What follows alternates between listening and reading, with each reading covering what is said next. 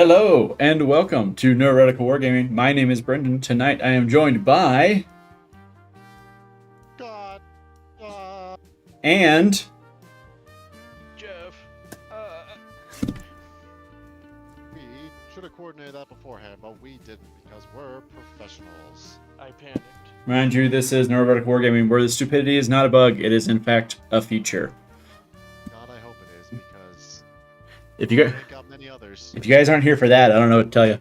Yes, tonight we continue the road to Adepticon.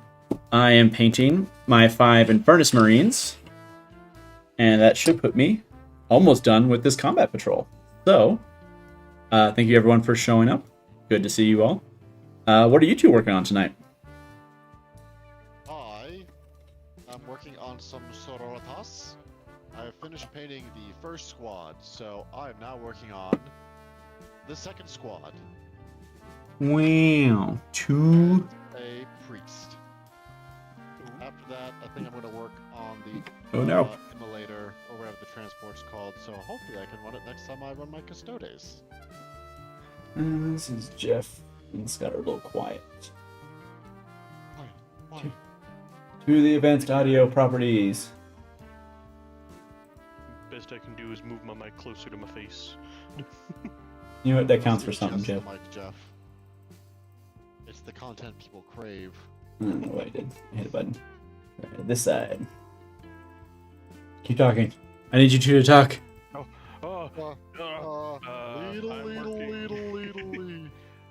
working on my Bretonian Blood Bowl team. Clicking. I'm building them because I'm lazy and I forget to build things. Well, don't And worry. I have another league coming up. Don't worry. That's why you have us. Yes. Be lazy with you and panic paint things together on a Tuesday. That's why we have this stream. On a Tuesday. Bring me Little down. Tuesday. Alright. Alright, let me know if they are a little louder. I'm up Where by a is fair head number of 6? decimals, so that should be good. Perfect. Alright. Real talk. I'm gonna fight somebody. You promise? Is it him? Is it Brenden this Sunday? What did I do? Well, actually, yes. Funny you should Oh, is mention that, this Scott. Sunday? Just be like, oh, I'm busy this Sunday, I forgot. No, I don't think so. Faith's asleep on the couch, so I can't ask her. You're busy with us. Babe, wake up, I have a question. You got Hey, games on your Wapu phone? Fuck. But yes, good evening, Tristan, Wanting Fire, and Tim. Hello. Tim? Tim. There's some who call him Tim. him. Tim. Oh. Yeah, what are y'all working on out there? In the great wide world. Not find head number 6. 6 is a myth. What about 7? I Six found 7. I can't 6 is find 6 on this a sprue. myth to discredit Nurgle. Oh no, you can't find 6, 7? I Why can't is find 6 6, afraid of 7. 7? I don't know, Scott. Why is 6 afraid of 7? I don't know. Oh. I was hoping you knew, that's why I asked. No, I didn't finish kindergarten. Damn it, that's number 5. That's why you're here with us. Yeah. Too busy sniffing I glue. believe Fortunate. 6 doesn't exist. 6 is a conspiracy by Big Calculator. So calculators. Let's see. Percusaurus says they got in their 6 broadsides in the mail today. Oh my. Percusaurus is about to do That's unspeakable things with when the twins come out. Speaking of broadsides. Yeah, this Sunday, Jeff is going to be trying out actual Tau. And the request that he's given me is, oops, all railguns. So let's see what Oopsie happens. poopsie, all the 'cause I'm railgun assuming oopsies. It's not going to be good for Brenden. Is it ever good for me? Brenden, who are you playing? Was it good for you? I'm playing my guard. I foresee Oh, it's a perfect matchup. I foresee no way in which Tau would tilt me out the face of the earth. I'm sure it'll be Can fine. they tilt you more than Votan or Death Guard? No. High toughness hardies tilt me way more than literally anything else. I can deal with something like blowing me away in one turn. I cannot deal with something blowing me away in one turn and then not being able to wound it. Well, you see, the that's key valid. is, Brenden, you have to roll better. Oh yeah? Is that the Yeah. trick, Scott? Yeah, yeah. I lead you to a Scott, what prize that I happens? cannot hold. What happens if it's all devastating wounds, though? He doesn't have a real save for that. Ooh, Can't really that roll. Suck. Let's not give Jeff a devastating wound weapon. We had an agreement. Isn't that all railguns? It sure is, buddy. Don't worry, I'll bring the vice. You see, you keep threatening this vice. I was just excited for it. You played yourself. Jeff's playing the long Maybe con. I want the vice. Jeff is playing the long con. No, not the vice. Anything but the vice. Oh no, anything but that. It's the cable guy from South Park. Oh no. Somehow Tau brings Shadow Sword. Wait, hold up a minute. Time out. How? Maybe we just needed Falling to lend us his Taunar. Just need to ship it from across the country. No, see, it's perfect. He ships it from across the country. And then when he comes out here, he can take it home and we don't have to worry about it. It's the perfect plan. But I'll make you worry about it until then. No, I'm gonna make you play. I'm gonna make John play against it. Somebody's got to worry about it till then. It's gonna be I somebody. want to try out the Taunar, not gonna lie. Scott Big keeps. Mech always make happy. Scott. Thanks, dogs. Good dogs. Very good dogs. Expensive is the issue. Yeah. Even like if you got a recast, it's still pretty expensive. Couldn't even get Scott to get the Storm Surge. Well, He got You crates know- instead. I got, well, yeah, just crates. Nothing but crates. Nothing hiding behind the crates. Just crates. No Oops. Red Dawn going on here. Just crates. What? Huh? Red Dawn, don't they hide the Russian army in a bunch of shipping containers? Oh no. I think it mentions they like. Are you thinking of Red Dawn or World in Conflict? I'm thinking Red Dawn, the novel, right? No. Red Dawn's a movie.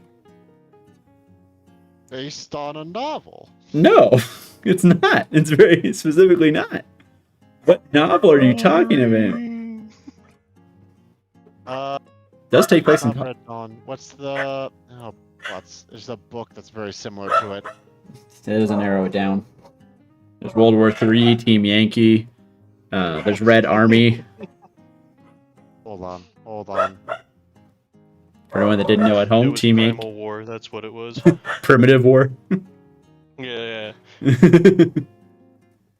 I mean, Faith and I, right? They made the movie of that Yeah. not too long It's like- ago. Faith it's and like I just John's watched that favorite not too book. long ago. what'd you say, Scott? It's like John's favorite book. Well, Oh, it's Red not Storm even Rising? close. Thank you. I don't think they hide them in shipping containers. I think they say the paratrooper planes are civilian airliners. No, they have a whole shipping, like a whole commercial ship that they convert into like a troop carrier. Yeah, it's been a while. Yeah, it's like a major plot point. And they use that to invade Iceland. Ah, yes. It makes sense Ploy. in context of the novel. Iceland is actually a pretty major base for NATO, or was in the Cold War. These days, not quite as much, but it's What do basically. you mean it's really important? I mean, was the Why would sensors it be that important? There's nothing but ice there. and land. And land.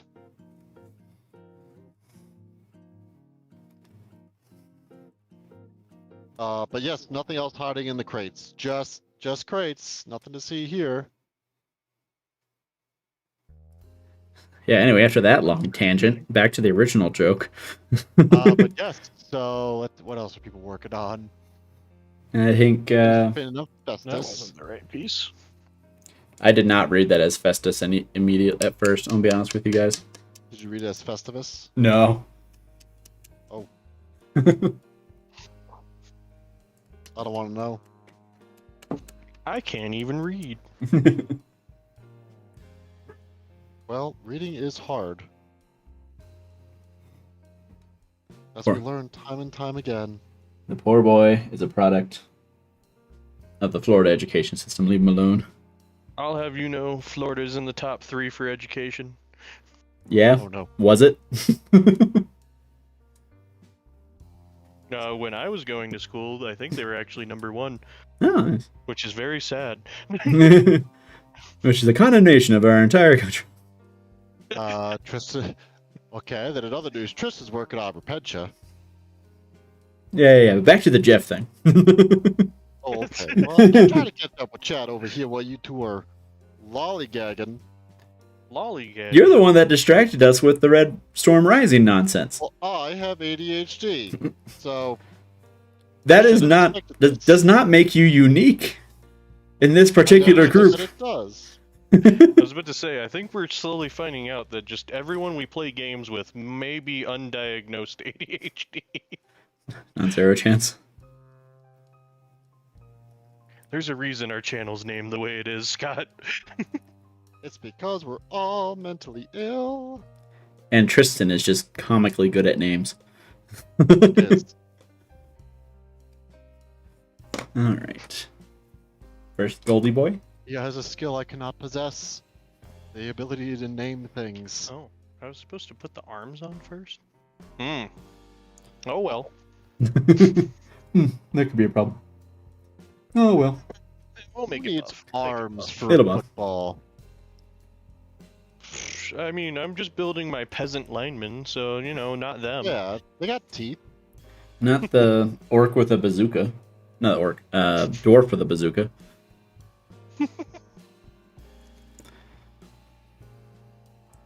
I'm this close to ordering that mod. A dwarf with a bazooka? You would Yeah, have you not seen that one? that or wait till Alright. Adepticon in case there's any like sales or something. That's fair. I Secondhand. mean, I minis. know Votan have a rocket launcher they have access to. No, in Blood Bowl. There is a dwarf with a bazooka. Oh, I do know that one, yes. Yeah, I yes. was pretty sure you did. I really want him. He sparks joy. He does. I just have to make sure I get a team that he can actually like ally with. Because he is a free contractor, or whatever it's called. Free agent. I don't know how he's, that works. He's a pro. He is a star player. Yeah, I guess. He's not part of any actual team. I know he can go with the dwarves. I can tell you that. What I don't do- know how well they'll make use of him, but Oh yeah, the guy that throws the ball really far. I'm sure the dwarves are perfect pairs then. They move so fast. They just love to get downfield. I will Going say, distance. if I have the chance to buy a certain model for like my dwarf team, and actually find my dwarf team, it'd be the dude on the grinder. The dude on Grinder? Yeah, Dude's on grind on your team? of course. Damn, I didn't know they would chill like that. Super chill like that. Really hard to make Oh, certain Good for them. national convention jokes. Well, I think just you saying that, anyone could imply. I've done my part.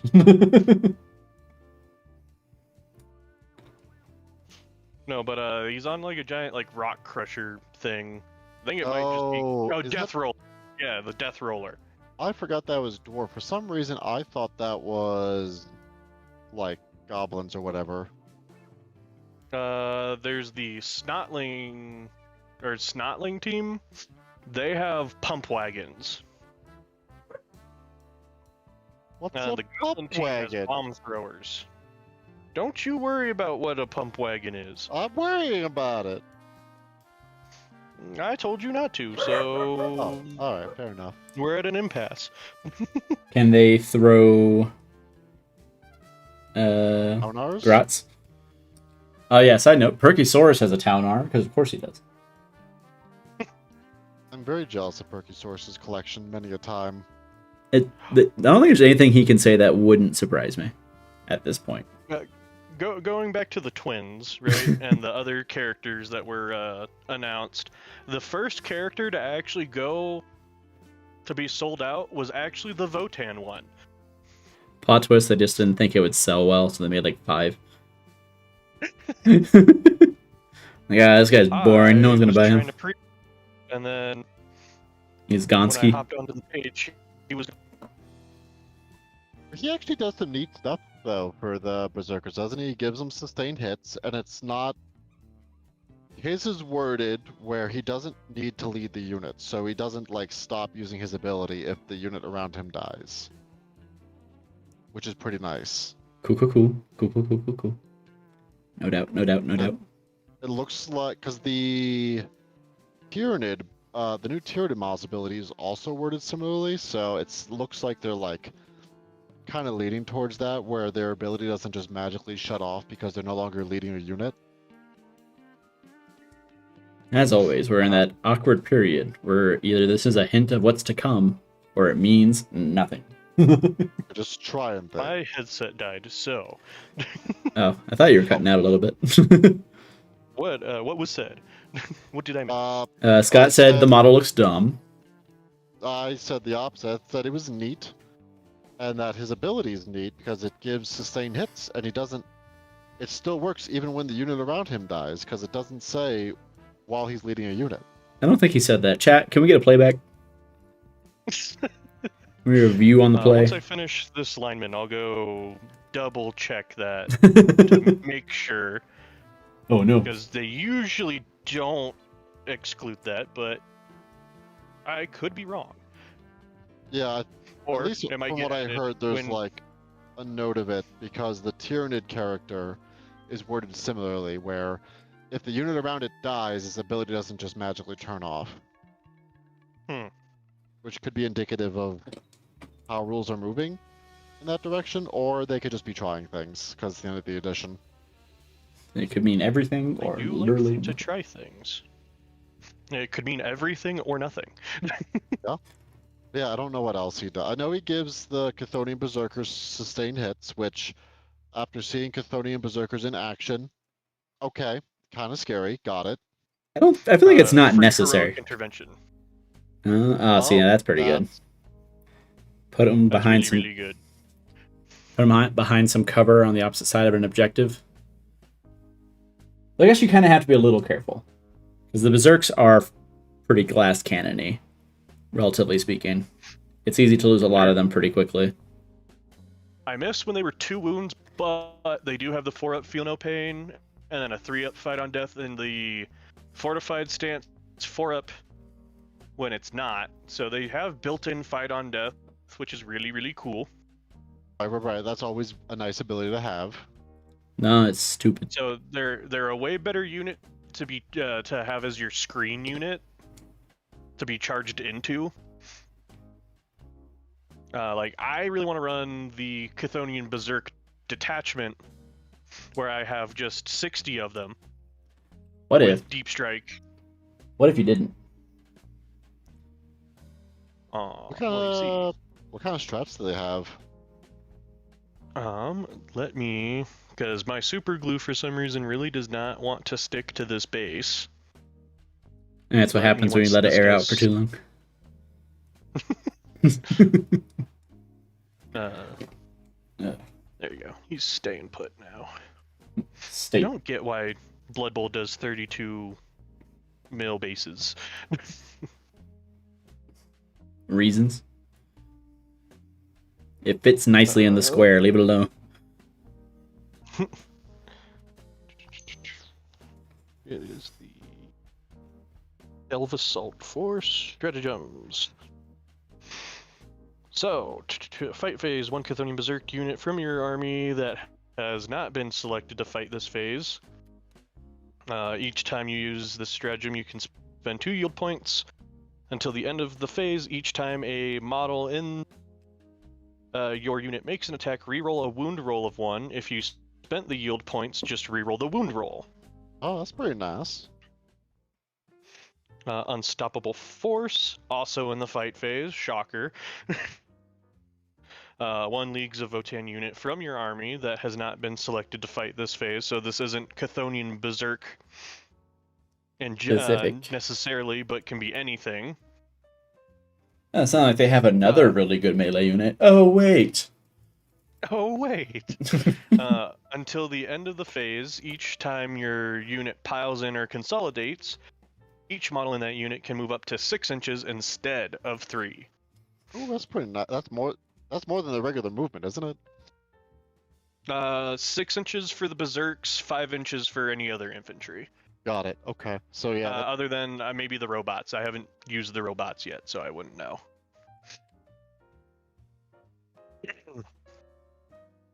Augmented Assault, movement phase.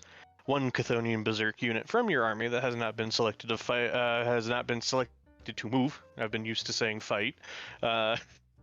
Each time you use this stratagem, you can spend up to 2 yield points until the end of the turn. Add X movement to X inches to the move characteristic of models in that unit, where X is the number of yield points you spent during this use of this stratagem, and your unit is eligible to declare a charge in a turn in which it advanced.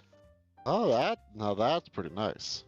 You can give them an 8-inch move and advance, and if it's in hostile acquisition, you can reroll the advance, and you get to reroll the charge also. So, that's really nice.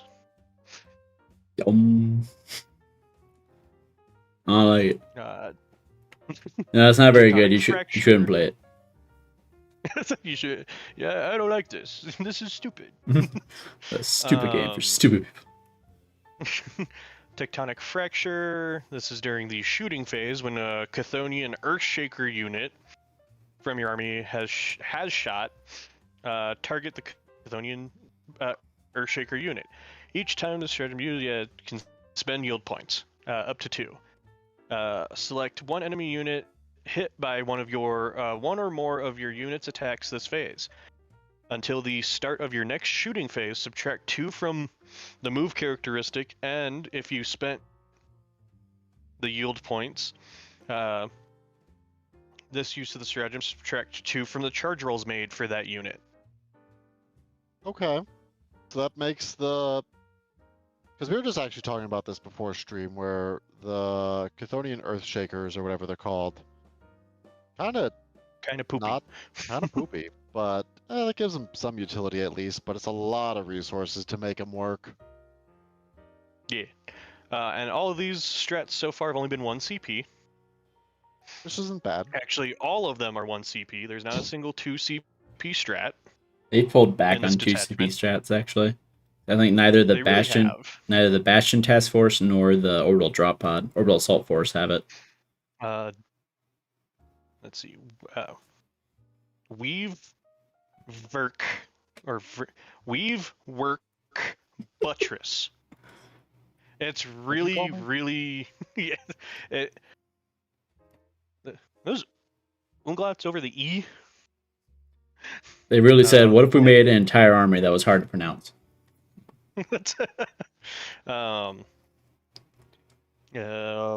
Your opponent's shooting phase just after an enemy unit selects its targets. If units from your army have hostile acquisition, 1 Leagues of Votann infantry unit from your army that was selected as the target of 1 or more of the attacks until the end of the phase. Each time an attack targets this unit, subtract 1 from the wound roll. Nice. That's pretty nice. That helps, especially if is it 1 to the wound roll, or is it -1 to wound if the strength is higher than their toughness?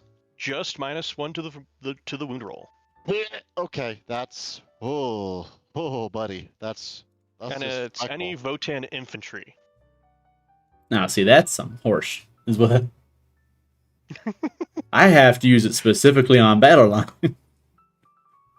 and he's using it for his entire army. Well, he does have to, because you have to spend yield points for that, or no?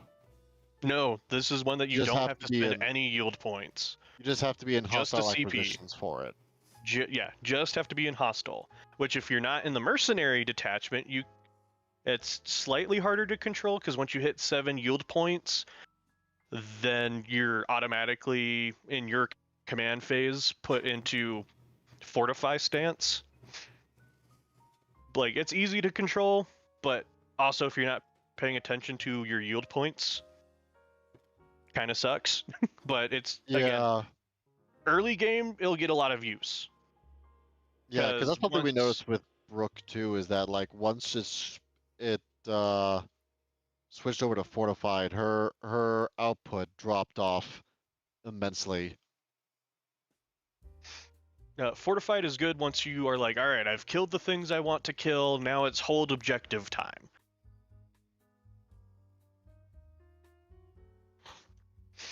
And It's being able to, mechanically speaking. yeah, I like it. yeah. I honestly, I like it. I do miss just handing out judgment tokens. I kind of wish there was a detachment that was just, and instead of your army rule, get judgment. Save your army rule. That's a grudgin. That's a grudgin. I seem to have a And random dog hair. I always get random cat hairs in my models when I'm building them. I don't see them until I start priming them. Yeah, that's when It it really pops up. steals them in there. And then the final one is hidden access ways. End of your opponent's fight phase. 1 Chthonian Berserk, Hearthkin Warriors, or Hernkin Jaegers unit from your army that is not within engagement range of 1 or more your enemy units. Remove that unit from the battlefield and place them into strategic reserves. Okay. Just like a nice little utility strat. Yeah, and Chthonian Berserks in this detachment not only gain battle line, but they also gain deep strike. So pulling them off after a fight phase and then just teleporting them back on, kinda nice. We all know at some point, though, you're going to inevitably fail a charge roll. That's what the free charge rerolls are for. That still increases your odds to below 50%. It's like 40%. I like to gamble, so your point is null and void. Never tell me the odds. Yeah. That's why I always Overwatch. I don't care. As far as Tristan's comments concerned, I feel like it's not as bad as it seems for Votan, just because all your stratagems work when you spend the CP. However, you can use the yield points to like soup it up. Yes, you can always boost them. Otherwise the only thing that yield points really does is just determine which phase you're in, right? Or are there units that actually use yield points as well? There's enhancements that'll also do it, so I could go to the enhancements. I don't know if this detachment necessarily does. Okay, but generally speaking, they're only, for the most part, considering you're not even sure, it's like... I know most detachments, the enhancements, you spend X amount of yield points, you get X thing. Like, in the mercenary? The mercenary one really feeds off of yield points because their strats go hard on buffing and stuff, but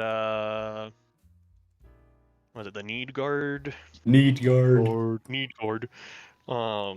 Oathband, enhancement. Me halfway through next stream. Need more guard. Need guard. I totally have a list in mind for that. Let's see. Once per battle, the bear's unit selected to shoot. The bear can use this enhancement. If it does, spend 3 yield points, and until the end of the phase, add a number of yield points to you spent to the damage characteristic of the bear's ranged weapons. Okay. Okay.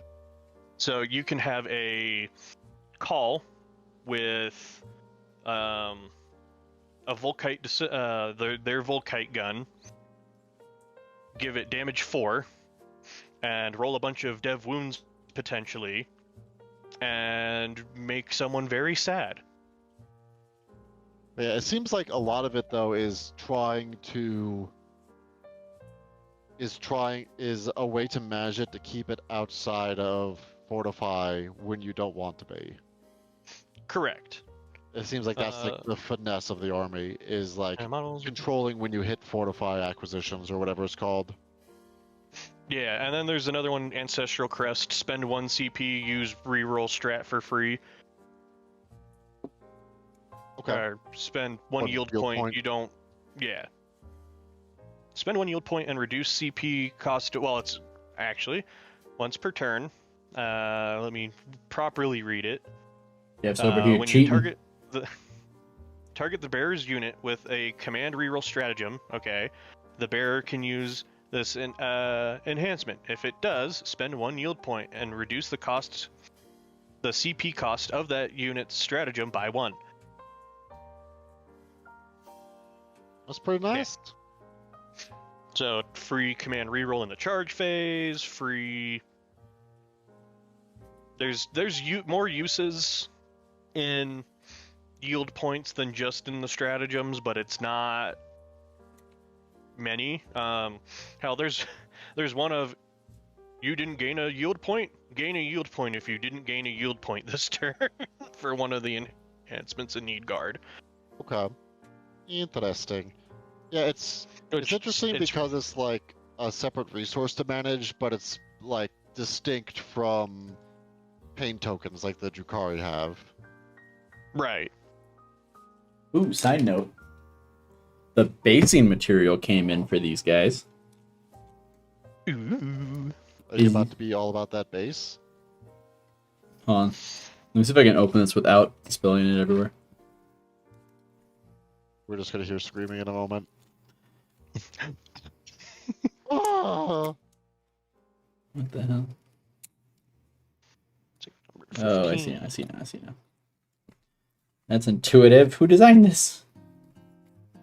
British. Damn Brits. Okay. Actually, my bases came today too for Yeah, for very, the very knight purple. and for the Scheming Scenic. big dreadnought, the Telemon. All things considered, they actually got here pretty quick. I keep forgetting you got a Telemon. Just in time for it get moved to Legends. I'll still play it. You can't make me. I spend money on this. You know, I don't think I have seen a single Custodes player this edition bring a Telemon. They used to be all the rage. Like 2 Telemon is what was the start of a list, like last edition. I remember the first time I played in a tournament. The first person I played showed up with 2 Telemons painted in the Meta Chaser Special, where it was very clearly just an airbrush. Like a 2-tone airbrush. And even then, I was like, oh no, this isn't going to go well for me. I think the issue, I think they suffer from the same issue that the, what's the Egg Boys, the Egg Dreadnoughts called? The Contemptor? Contemptor. I think it suffers from the same issue that the Contemptor chassis does, where the movement went down. Okay, their movement's still 8, but I think it used to be 10 last edition.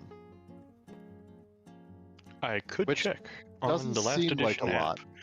because I still have that downloaded for some reason.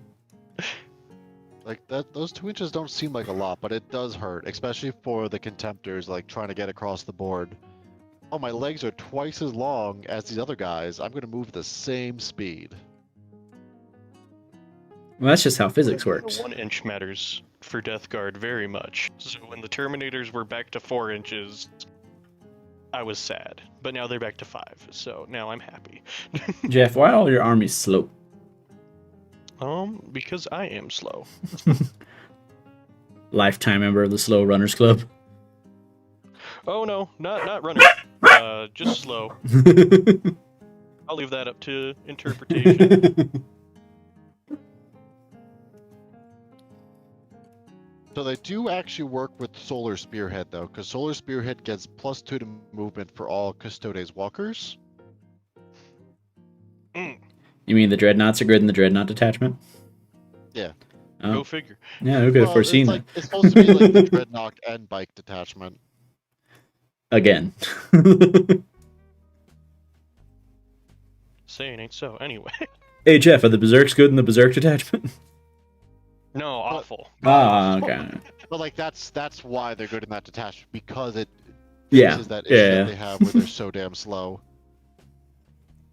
And yet, you haven't run it yet. I think I have. So, Let's say So he said, Brenden- having no idea if you actually did. Yes, Jeff? It's been a while, but I've been looking at the certain Votan detachment. I need you to tell me if it's good. No. Hearthguard. No. Hearthguard detachment. No! No! yeah, something at Hearthguard, buddy. I refuse to crash out on my actual stream.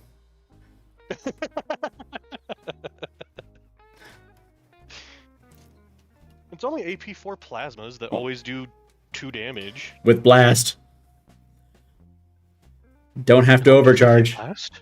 I don't think they're blast. They blast. I don't know. Not variable. They're shot, not blast though. innately. They're rapid fire. Alright, yes. I might be thinking of a different weapon in that particular instance, but... They have grenade launchers. There it is. Yeah, but they're only like strength 3, aren't they? Yeah, they used to be strength 4, but now they're strength 3. And I really, really liked giving them sustain 2. Why are you the way that you are? Well, the strat in Need Guard gives all guns in a unit sustained. At least sustain 1, but if you spend the yield points, sustain 2. Need guard. Thanks, Augie. That's my favorite detachment to run currently, since I don't have all the berserks that I need. Yeah. How many berserks do you have? I have 20 built, 5 unbuilt, because they come in the boarding patrol, boarding actions box. Which I'm also 5 away from having the max amount of Hearthguard I can have. Oh, Jeff, by the way, we got a question for you in chat specifically. Oh, go, shoot. Tristan would like to know how should he equip 3 bloat drones? That completely what do you want them for? Because like I like running mine as meat mowers, since my melee threat in my demon engines list isn't the greatest, and then they're also kind of my objective monkeys for things that need to go up and do things. And all bloat drones can fall back, shoot, and charge, except maybe the big gun one. The big gun one's really good if you're trying to spread afflictions and just honestly just kill space marines. Why does everybody it's like have our- against Space The Marines? question of where you are currently struggling is what it sounds like. Basically, where do you what do you think you struggle with the most? The flamers are nice. They're anti-infantry 2, AP1 ignore cover. The don't know if legally distinct flamers, because I'm assuming that they actually shoot out like poo or something. They're spewers. Got it. Don't like that. Nope. Codex data sheets. But the nice thing about the big gun is it's a separate data sheet, so if you want to bring 6 floated bloat drones, you can. If you too want to be a sicko like Jeff. Oh, I bought the new Battle Force box specifically so I could have the blight, a heavy blight launcher one. Oh. But the heavy blight launcher, when it kills a unit, Okay. anything within 6 inches of that model, on a 5-up, is also afflicted until the start of your next turn. Oh, But that's pretty nice. you get to add 1 to it, adding 1 to the result if the unit that you killed is already afflicted. There we go. So on a 4-up, everything within 6 inches instead are afflicted until. So that spreads your auras, makes everything less tough, and units that benefit from like Hellbrutes +1 to wound anything afflicted, that helps them. So it's like it's completely determinate on how you want to play your foetid bloat drones and maybe what you might be lacking otherwise in your list. The heavy blight launcher is a 36-inch range blast, 1d6 plus 2 lethal hits on 3s, strength 10, AP 2, 3 flat damage. So what I'm hearing regular is Terminators it kills. magnets. Magnets, honestly, probably would help with foetid bloat drones. I just am in the position that I own so many that I just can model them fixed and it not be a problem. So what happens when you have a problem? Correct. Because of his problem, he now doesn't have a problem. Correct. And honestly, before this codex even came out, I had 0 reason to have as many. Well, I guess, Kristen, the question is, what do you currently have for like the rest of your stuff? For the rest of my stuff, like for or the rest of so Tristan's wondering if he should just build the spread. It's like, well, what else do you have, Tristan? Because that could help determine like where you're lacking right now. Yeah, so like if you're more infantry focused, but you're not really good at killing elite infantry, the bloat drone with the, well, hell, it's at strength 10, it can even be light armor pen, essentially. So is the big gun like, is it, I guess it's a gun, so it's like a, is it like a decent range? Like what's the range on it? 36 inches. Honestly, I feel like if you're just starting Death Guard, just building that's probably good. Yeah. Might be good. Because like Death Guard are killy, but they're also like slow, so it can be hard to get in position.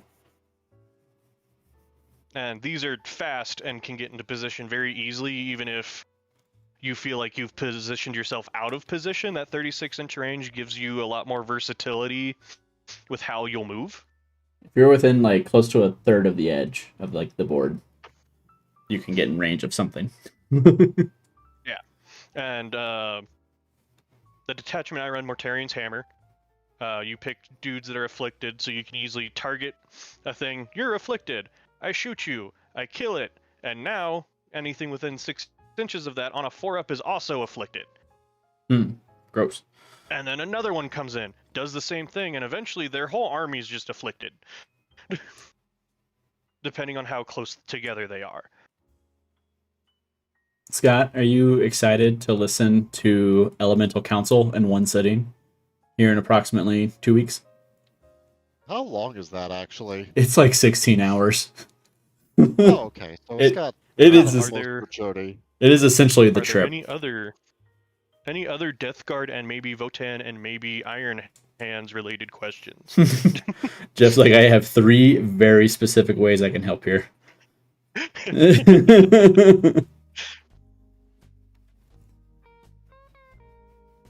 But yeah, Tristan says he has the Combat Patrol too, so he got the Battle Force and the Combat Patrol. He's got both kinds of Terminators, but not many vehicles. I really feel like the big gun is probably the answer.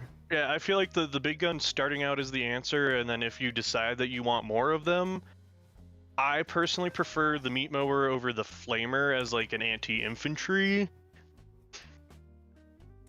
Because you run them individually, right? They're not running squads most of the time? Yeah, they run individually. So okay. It's like they get 2... Oh, now I have to get off of my instructions to go look. It's either they get 2 Flamers or 1 Flamer that's twin-linked when they do the ranged. Yeah, so it's... They get 2 Flamers. Oh, it's strength 6 now instead of strength 5. Neat. Neato. But it's 12-inch range, D6 attacks, Strength 6, AP 1, 1 damage. Anti-infantry 2, ignores cover and torrent. If you want to run that. Their innate ability is they're able to declare, shoot and declare a charge in a turn in which they fell back, which I feel like... It's very hard to pin down. Yeah. I feel like the meat mower at 10 attacks, 3s to hit, strength 7, AP 1, 2 damage. You're wounding Space Marines on 2s with it because contagion.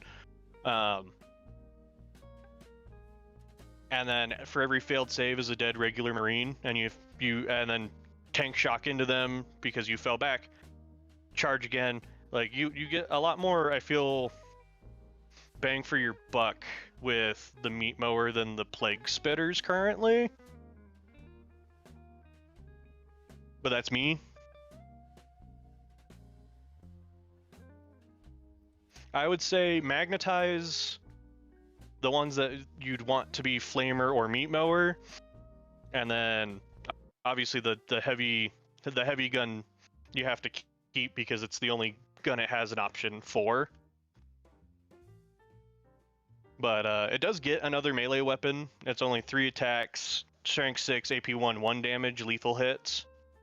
And it's the Plague Probe, and it's only 3 attacks. Ooh. So the other one kind of is susceptible to 2 more punchy armies if you need to charge something.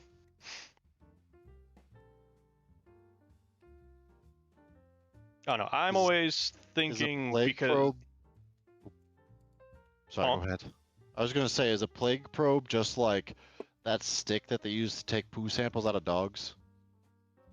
Probably. Plague probe, what I'm afraid it is.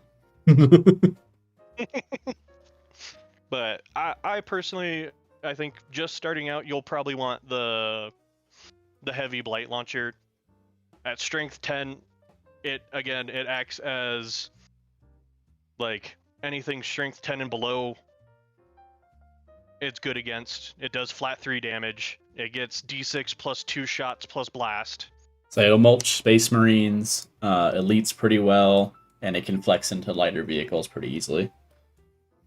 Yeah, and then especially when your army does, -1 toughness, and then you can say, oh, I'll also subtract your armor when you're within contagion range.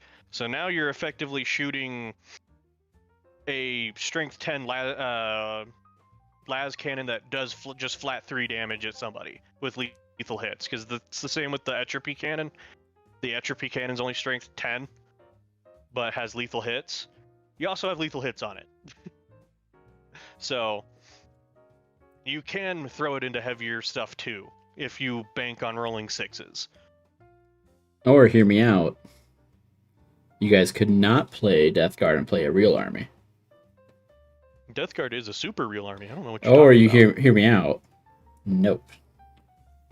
No, you. Honestly, I think the people that have the least argument to say that they're not real armies are ones that are the ones that have been in starter boxes. So Death Guard have been in a starter box. They're pretty high on the total. No, you know the one army who gets to say they're not a real army? It's Imperial Agents. They're the only ones that get to say that. If you have literally never gotten data slate change, you can call yourself not a real army. And I know exactly one who can claim that title. I will say Death Guard hasn't had a data slate change, I think, since their codex has come out. Upsettingly, neither points. Have Black Templars. Honestly, so hello, Chris Nihilus. I think you're new. If not, I apologize. If you are, welcome to the stream. Sorry, I would say, honestly, I feel like Death Guard are in a pretty decent place right now. I think they're either at a 50 or just under a 50% win rate when it comes to the competitive scene. And so, have they been in a bad place since the start of the edition? The start of the edition, they were the worst army. Yeah. Then they went from worst to one of the better ones, and then they started falling back into the middle of the pack. Yeah, like when the codex just dropped, they were one of the best. But now they've leveled out. Like they got the They're points good. adjustments that they needed, so they're in a healthy spot right now. They're a good skill slash stat check kind of army for like newer players, I'd think, of playing against them. Like, if you think you're ready to hit more competitive tables and you play against someone who actually like understands, playing Death Guard and the game well, I think they're a good army to learn how to play against competitively. Not a good army to learn to play against if it's like your first time ever playing, which is why I never do teaching games anymore at our shop. That no one likes you. No, that's not. That's not true. Everyone likes Jeff. The Maybe not his armies. The last person that wasn't my wife that I did a teaching game for probably was Chris. And I tabled him and did a perfect game. And after that, I was like, nope, I cannot use my Death Guard to do a teaching game with. I think I vaguely remember that. I might have been there for that night. Like, Chris had just come in, freshly painted Blood Raven's army. Look what you did, Scott. Yippee! You're the one that talked him into going to the store. And, I tabled him. I didn't lose a unit, and I scored a perfect game. This was back in 9th edition, by the way, so I did have, -1 to my damage. Just period. That was great. Yeah, just like special rule soup. Scott, remind me to text you about something later, because I just had a thought about something related to Bird. Okay. That you inadvertently played a very big role in his life as it is. But, I would never say run Death Guard as teaching someone how to play unless you also just don't know how to play your army. So really, if you're playing 8th edition, you just bought the starter box. The launch box for 8th edition, you just have Space Marines and Death Guard. You're probably safe. You who are time traveling from the past. That's how I started, was with the 8th edition starter box. Because I wanted to start Iron Hands and I wanted to start Death Guard. I was like, perfect! Perfect! I have the Space Marine half of the 8th edition starter box. I bought it in 9th. Imperium starter box has the best sculpt for a Lord of Contagion in there, because now Lords of Contagion are Lord Felthius, which is a terrible model. I hate it. So happy though. What box does the Sassy Nurgling come in? That's why I need to know. Sassy Nurgling comes in, I believe, the Hero boxes? No, and the Sergeant box. Sergeant box. The Champion, Plague Marine Champion box. Oh.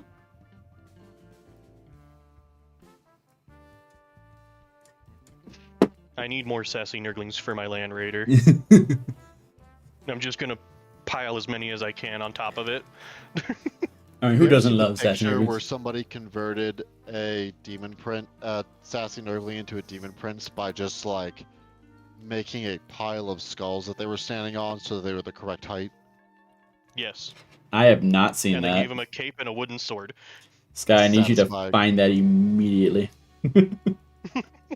Oh crap, did I just open a new bottle? I think I did. I just opened a whole new Cantor Blue. No! It's been exposed to the air. It's now worth less. The seal has been broken. I finally built a paint holder that my sister got me for Christmas. Ooh. Is it one of those MDF ones? Yeah. Yeah, I got one too. It is really helpful. It's nice. I thought I was going to break it like 3 different times while assembling it, though. Yeah. Yeah. I heard some cracking when I was forcing one of the pieces in. I was like, yeah. Why? Like, sadly, this one didn't come with the final, like, shelf. No. Like, I have 5 out of the 6 shelves. Huh. It's upsetting. It is what it is. I'm not like... I still haven't filled it out because I don't own that much paint, because y'all have seen my paint schemes. They're very simple. They're but they just 3 colors, so I don't need much.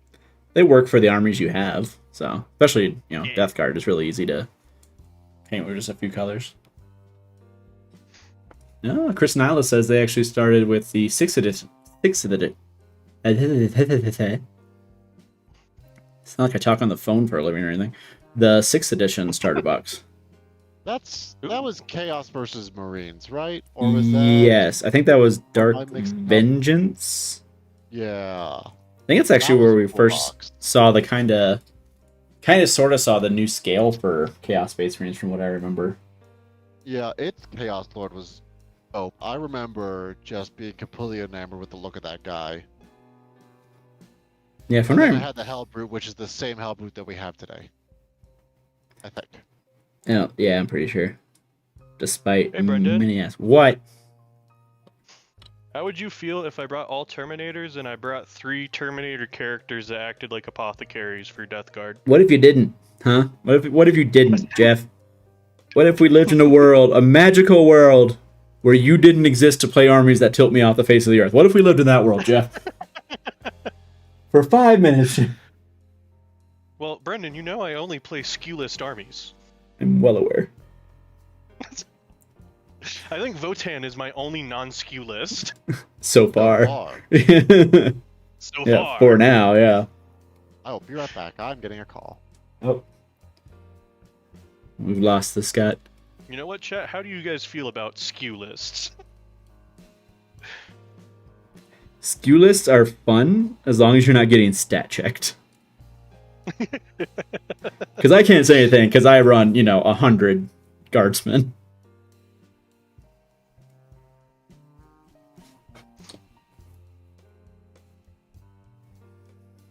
I just, for whatever reason, when I found out I could run 9 Mephitic Blight Haulers back in like late 8th edition, early 9th for Death Guard, I was like, oh, sweet. That is like, what is it, 9 multi-meltas. Yeah, I think I remember you talking about it around the time. Okay, Perky Source, you don't have to show off. Chris Nyla says he's not familiar with the term. What do we mean? I'm not sure what. You mean tilted? Is that what you're not familiar with? Tilted or skew list? Yeah, tilted or skew.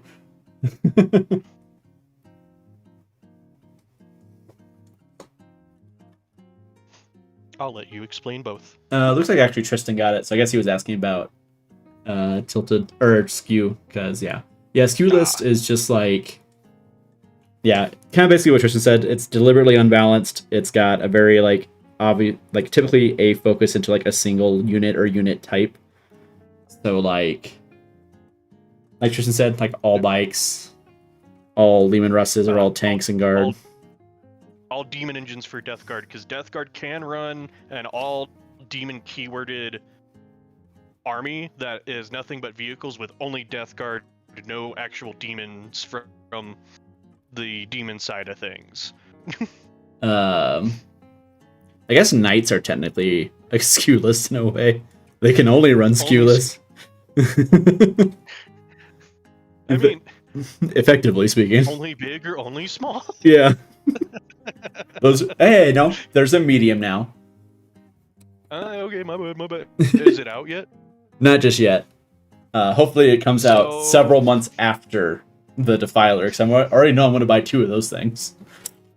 I need time. I'm probably going to end up buying 2 of them, just because they fit nicely in with my demon list. I was gonna say, I don't think I know anyone that wants them that doesn't want to buy at least 2. I feel like that's a pretty common take for. Might as well buy 3. I mean, while you're at it, you're already here. Christian Alice actually says they just played an all demon engines list today. Oh, nice. Which faction? I think it's most probably Death Guard because they do it the easiest. I guess you can do it in just regular CSM.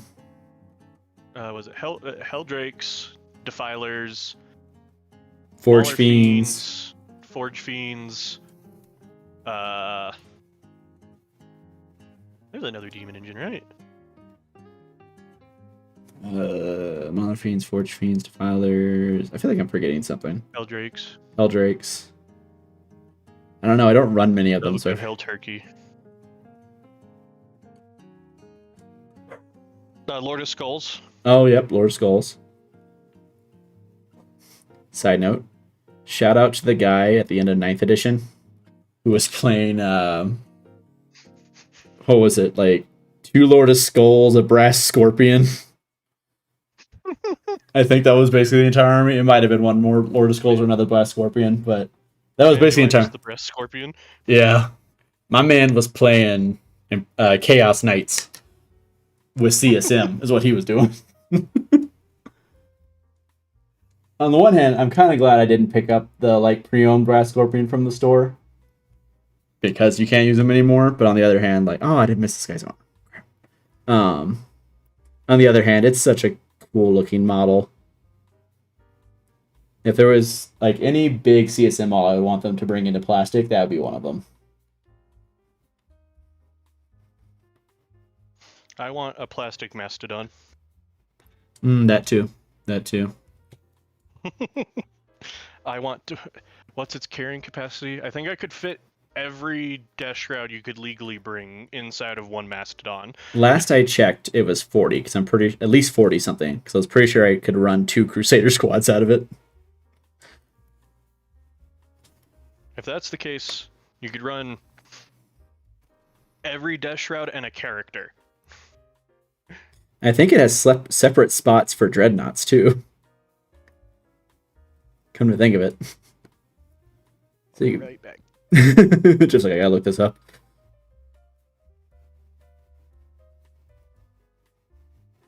Alright.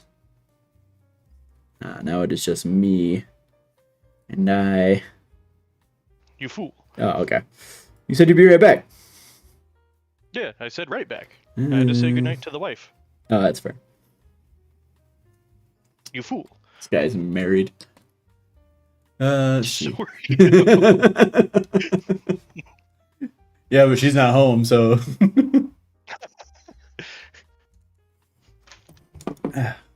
Let's see. Chris Niles says they play CSM, Creations of Bile in the specific. They played Brass Scorpion, 2 Mauler Fiends, Blood Slaughter, Venom Crawler. That's the one we didn't think of. Venom Crawler, yes. Lord Discordant, Crawlers. Smith, and just Obliterators, and Chosen and Abaddon for Aura. That's pretty good. Creations of Bile. What does Creations of Bile do for demon engines? I'm kind of curious. I don't know. I haven't looked at it much. Like I said, I tend to run more non-chaosy Chaos Marines. Right. What do you do, these guys? Power pack. Getting like half the stuff on these guys. So what happens when I chat and paint at the same time?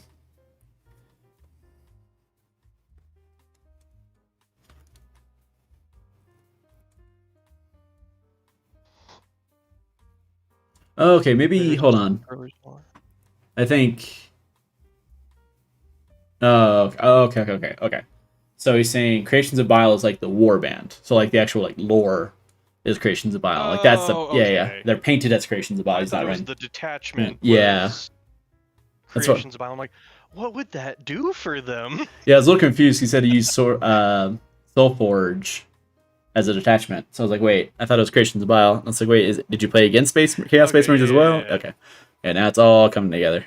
Now it's all kosher. Yeah. As I just said that my wife wasn't home, she literally walked in. I have returned. Oh, it's a Scott. Yay. Oh. Give me just a second. Oh, okay. Hi. All right, I'm back. Oh, okay. Hi. Hi. How's it going, Scoot? Going good. It's going good. Yeah. I'm very excited by the fact that I think we have the rest of the supplies that we need to finish our trenches. Oh. Hell yeah. Well, we have at least... I think we have everything we need to build the trenches. We might still need some stuff for painting the trenches, but... I've been trying to find bunkers and stuff on Etsy to supplement some terrain on top, but I haven't been able to find anything cheap. or Yeah, cheap for me. I found a couple that I linked to us because I know Tim has the filament printer now. My father-in-law said so long as you guys, so long as we supply the filament, he will print it. Hell, yeah. All right. And he has like 4 filament printers. You want a fifth one?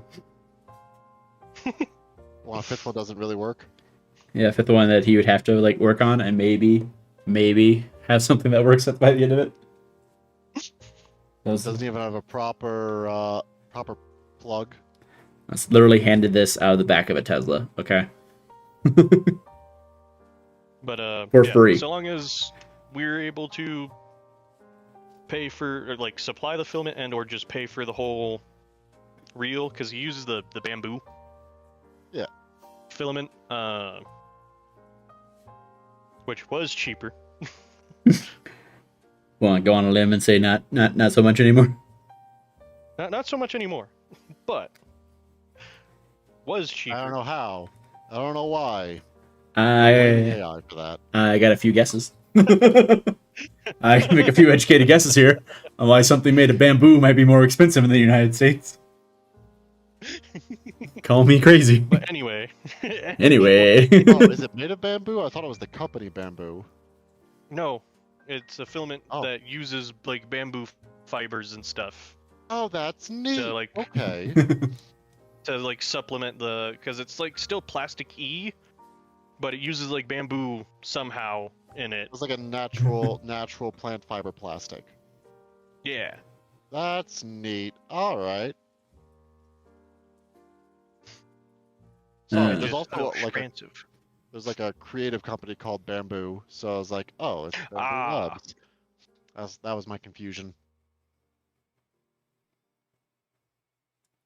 Chris Niles But, says, in reality, they're just a old school Emperor's Children player that didn't switch to the new army and prefer Fabius to Fulgrim anyway. So it's Copium Purple CSM. Fabulous Fabius. Yeah, Honestly, fair. I also preferred Fabius over Fulgrim and the regular Emperor's Children anyway. There's not many Emperor's Children characters I like for 40k or Heresy. To be fair, as an army, they're not really designed to have likable characters. No, they're not. They're kind of like word bearers in that regard, where they're like, Just absolutely insufferable the entire time. except somehow worse. Word bearers produce the occasional, like, understandable character. Like the Anchorite. We like the Anchorite. I don't even know who that is. He's a word bearer dreadnought that still exists in the 40k setting. So he's in a dreadnought because he tried to tactically end himself. And apparently didn't. Is he the one that tried to go full Liberty Prime on Fulgrim? No, that's that's Rylanor. Yeah, that's the Ancient of Rights. Yep. This one was not a dreadnought. the Emperor's In Oh, yep. I forgot we were talking about word bearers now. yeah, that too. My bad. But yeah, so basically, like during, I think it was Calth. During Calth, he's like, hey, literally had that moment where he's like, are we the baddies? He quite literally had that moment and was like, you know what? Maybe I'm just gonna go back to the Imperial faith. I don't think we're on the right side of this.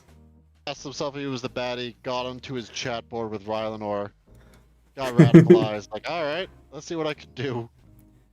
So he ended up playing a big role in like establishing the Imperial faith and like a lot of its tenets. And then he tried to unalive himself, and they were like, "No, in the dreadnought you go." And so he was like hidden away in a word bearer's dreadnought for like 10,000 years, quietly like helping work on the faith. Then finally he and then finally he came out and like defeated an entire word bearer's warband, I think, by just talking to them. Because he knew like some true names or something and was able to just like banish them immediately, and they were like, no, Not my true name. There's actually Just I reckon- my piece. technically a spoiler for a book that's like 8 years old at this point. so I don't feel bad about it. But if you want to read about it, it's in Space Marine Conquest, or no, Space Marine like Apocalypse, or no. Hold on, let me find it. One day. It was one of like See, the you can't primary. spoil it if you don't even know what you're spoiling. I can think of the I was name. going to say, doesn't he always just try to run away when he can? He tries. He doesn't And fight they're like- until the very, very end. They have to like make him do it. Marijuana. It's just I remember hearing Yeah, something man. about like him just like wandering off to get captured or something, and the word bearers having to put everything they can into saving him. Okay, so it's Space I'm just Marine like- Conquests Apocalypse. So I was kind of there. You were getting there. Yeah. Well, it's you had got the Space. words. Well, like Space Marine Battles was like the big, like well-known series, you know. So like I had that in the back of my head, and I was like, "Is that it?" And I was like, "No, it's the newer one with Primaris Marines." And it took me a minute, but we got there. Yeah, he's called the Anchorite. He's pretty neat. I like him. The rest of the book is kind of just okay. The actual Space Marine characters aren't that like memorable. I couldn't remember much else about this book except the Anchorite. Which, to be fair, I did like pick up the book because I knew he was in it. So, you know, slightly biased in that regard. Yeah, a little bit, yeah. Oh no, my true name, my one weakness. Ah! I mean, it is a demon's weakness. Yeah, all I'm thinking is that they just have like stupid names. It's like Larry. Oh no, my name. I banish thee, Oh, Tiffany. Oh my god, if you ever want to go down a rabbit hole, there was a YouTuber. So it turns out Tiffany is actually a really old name. And he went down an absolute rabbit hole to try to find the earliest like mention of it. And I think like including going to like multiple like archives in the United Kingdom and like just spending months on this one project. I think he eventually discovered like I think he determined that eventually the etymology of it goes all the way back to like Byzantium. Oh my god. Yeah. And he's like, I don't think this was all worth it, but now the world knows.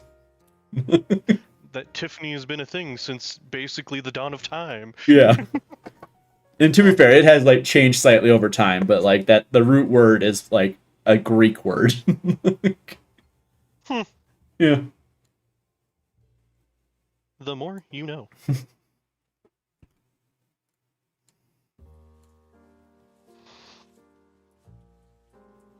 Where's 34? I mean 33. I can read. reading is hard. Hooked on phonics. Yeah, so far, kind of similar to the Leviathan book. I'm not really enjoying the one and only Votan book. Oh, High Call's Oath. Right? Call's Oath? I can pull it up on my Audible real quick. I thought it was High Call's Oath. Is it better or It's worse? Probably that. Is it better Yeah, or the worse High than Call's Leviathan? It's still by far better than Leviathan. It's just I like all the stuff that pertain to just the leagues, but once they start interacting with like other things, I'm just like, so you're just saying that the leagues are just actually just better than everyone. Oh no, it's an Eldari book. This is the kind of behavior that got the Tau hate. So you better watch out over there. The Votan already have plenty of hate, just from their release in 9th. What, you mean the army that got banned from tournaments before it was released might have a little As Brennan's seething over there. an anti-fandom? I don't think I ever played them in 9th, so like I don't even have it. I only know what I've Let me heard. just say, It was dreadful. lethal hits on 4s. That's all I have to say, is lethal hits on 4s. All it needs to be said is GW saying, so look, we balanced it internally against the Drukhari Codex before it got nerfed, okay? Like, we made a mistake. They had to originally, if you automatically hit something, you automatically rolled a 6 to wound. They had to, before the Codex came out, because of their Magna Rails, because it's still damage over. Yeah. Come out and say, no, this is not how this will work. Please don't. No. Please I remember stop. that, yeah, because you could like, yeah, because it was even in like the bang rail, even in the basic infantry squad, as long as you hit, it just went through and ignored everything else. Like, Basically, if you had enough grudges on somebody. yeah, and I don't even think it was that. I don't think you needed that many. I think it was relatively easy to do, from what I remember. 3 grudges got you. If you hit, you wounded. Yeah, that's a Oh, grudge. wait, no, they hit on 3s in 9th edition actually. So no, there was a small chance that they didn't just wound you. Oh well. Yep, and then I was there as Tau, where I had to do some backflips I wanted to hit on 3s, and even then just usually bounce off. Well, some things never change. And then they turn around and shoot me in the face with their return fire for free. Did I do that to you, Scott, or did someone else do that to you? I think that was Scootaloo? Ugh. Ew. The less that's said, the Yeah, better. I get it. I've been involved with play testing for other game systems. It's not easy. It's like, especially when you're a game as popular as Warhammer, where, there's a reason they no longer put name creditations in codexes. So We will be Hey, wanna upfront play and the say that we are a fairly GW forgiving channel. We are not an anti-GW channel by any stretch of the imagination. Oh yeah. No. Well. But I will say, just the blatantness of Votan 9th edition was a little bad. Well, they did say, because that was when Drukari was like utterly tearing up the field, and we're like, a 75% win rate. That's what the codex was designed against. So it's kind of understandable. So happens if you're designed to beat the best, you just beat everybody. And say if you're designed to like compete against the best faction in the game, and then that faction gets nerfed between the time that your book has been printed and now, that tends to make you somewhat overpowered going into the meta as a whole. Yeah, and now they're just so much better about using all the tournament data to balance things with the quarterly balance updates, because that's like This edition, quarterly balance updates is new for this edition, right? I think they started quarterly. Might be new. They were doing like 6 months or something in 9th, I thought. Yeah, they were doing like 6 months or so in 9th edition. Because but- people were already complaining like, the book's like out of date before I even get it, blah blah blah, or like it changes so fast. But I mean, honestly, this edition they've done a very very good job. Like, I don't think there's been many instances where something has even sat at a 60% win rate for very long. I have never played against something I felt like I had no chance when going into the game. At least something that wasn't like a stat check, which is a bit different. You can't really balance around that too much. Nah, I feel confident every game. I mean, yeah, even saying that though, like, even if I had like all infantry guard going up against, knights, I would still feel like I have a chance. It's not going to be the most. It's not going to be the most fun game I've ever had. Like, But even then, Probably you'll not still even the probably beat most him fun in game scoring, they've but- ever had. exactly. I'm going to have to sit and like beat him in scoring. I can't. I'm not going to have fun because I won't get to destroy anything. But I'll win potentially. Winning is fun. But at what cost, Jeff? At what Crush cost? your enemies. What's the meme where it's like, slay queen, slay your enemies? I will say, since starting this channel, I've been given a false amount of how much I actually win. What, are you trying to say you're one of the better players on the channel, Jeff? I think stats would say that. Yeah, I think stats would hold that up too. Well, we call him the business caller a rhetorical question, Jeff. I thought I'd take the more humble approach to answering it, though.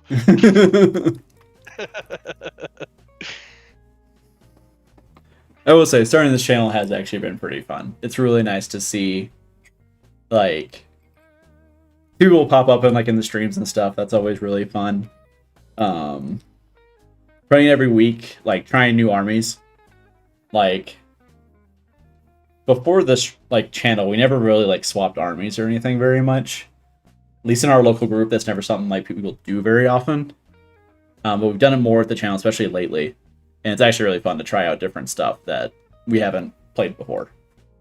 Oh yeah, I really enjoy doing that too, especially because like, your friend tree for armies is pretty high, so it is pretty nice. It's nice to be able to like try something out before you have to like invest in it, to see if you actually like how they play and everything. Yeah. Did you guys see the guy Like Brood on... Brothers, they're great. Jeff is like sold. Did you guys see the guy on Reddit that made an app to calculate how much it would cost you to get an army minus like taxes? No. So he made it. Cool. Yeah, it's a neat little thing if you're just starting to build something. But he made it, and then like he did an update post today, I think, with some newer stuff, and they were like, "Hey, here's the thing though. With this, now we can't lie to our wives about how much we've spent, or to ourselves."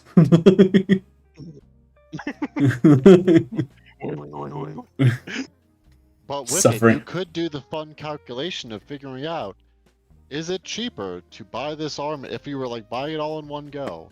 If you wanted to buy it all new, is it cheaper to go to the UK and get it from the source? Is it cheaper to... Can you imagine doing that with like a guard army, and now you have to like get it home? like, oh, I didn't factor in the price of a new luggage. There's a reason I still keep my deployment bag around. Dude, I won't even lie. Coming back from my deployment, I straight up paid the post office to send a bunch of my stuff back for me so I wouldn't have to worry about it. Like, my extra pair of boots, like a whole bunch of like really heavy stuff where I was like, you know what? It's like it's like $10. It's a flat rate out of here. I'm not carrying this. Ship a bunch of stuff. My like go bag was so light. Like, all I had in it was like my Switch, and that was it. It was great. Like, oh, this is baggage so... detail in Kuwait sucked. Oh my god. So you know how... I don't know if you had to do it. I assume you did too. So like when we left Afghanistan, first we had to go through like a check as we were leaving for like ammo and stuff. Mm-hmm. And then we had to do it again when we left Kuwait. And we got through... Or like I got through, we're in the kind of the waiting area because you have to wait for your whole group to finish, which is like 100-something people. So it takes forever. And like, so they did that, and we got towards the end, and someone had ammo and like an M9. So they made it so we had to all go through it again. And then they found 3 more people that had ammo. Oof. And it was like that they had missed the first time. It was like, how? That's even more bad. Yeah. And then, like, I finally get back, and, like, you know, I see my family and stuff. I double check my bag, and I realized I had somehow managed to smuggle a rock out of Afghanistan. Oh. I was like, how bad? I was like, really? I didn't even know this was in here. How do people get, like, how bad are people at their job? Their whole job is to be glorified TSA workers, and they're bad at it. I honestly, I hated going through all the basically military airport security to go home. But I was happy to go home. When we landed, they said, "Welcome back to America," and someone yelled, "Take me back."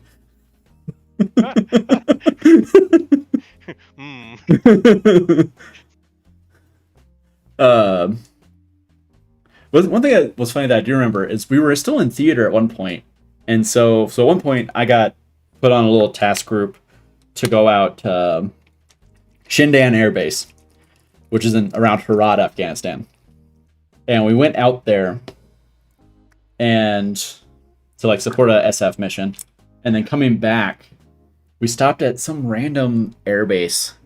I don't remember where. It was one that I knew the name of, but I couldn't remember the name of it right now. Anyway, we stopped there, and we had to go through like a little mini security including X-ray machines, and they had us put our rifles through the X-ray machine. And it was like, Okay.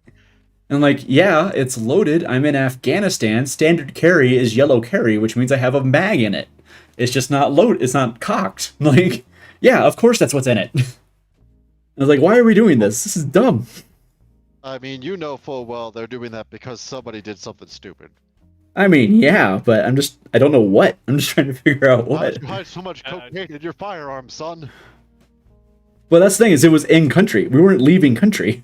Like, I would get it if we left country, but we never did. Why do you have so much hashish in your... He longs to learn the way of the assassins. Someone in my unit, I think, asked to try and get some from the Afghans, because they had this like little, it was like a little like squishy mix thing, and it had a whole bunch of like not good stuff in it. I think it was mostly opium based, but I don't remember specifically. He was like, hey, can I get some? And the guy was like, you gave alcohol? And he's like, I don't have alcohol. If I did, I wouldn't be asking you for that. Like, if I remember correctly, I think they tried to buy one of our mortarmen at one point. His sergeant was hearing them out. He was like, yeah, maybe. I think he said $100, and he's like, too much.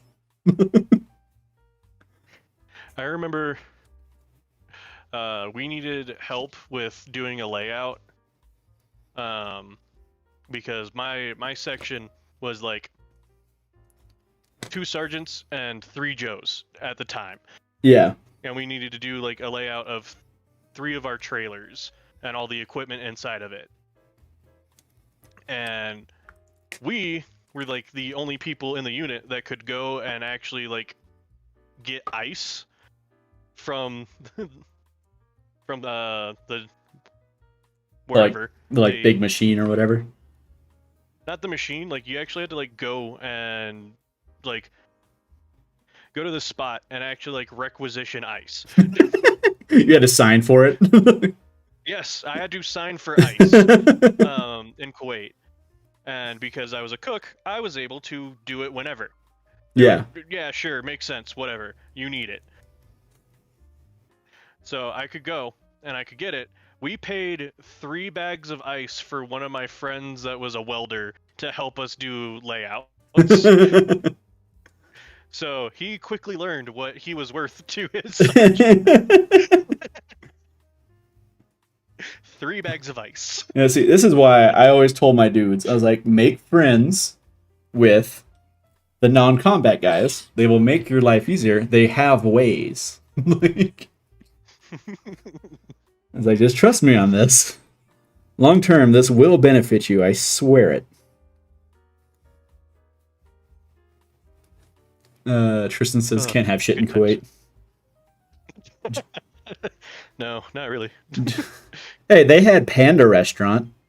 Was that still there when you went there? No, they were. It was there when I first got there, and then they got shut down by the Army Health Inspectors. No, that tracks. The Desert Diamond's still there, as far as I know. I'm not sure if I ever went Which to that. was the other like Asian restaurant. They had a really good garlic fried rice that I would put pork adobo over. I was just like, Oh, actually, that sounds kind of good right now. I know we went to like a little. It was like a little area. The main place I remember eating at, like when we were transferring out, was a little place.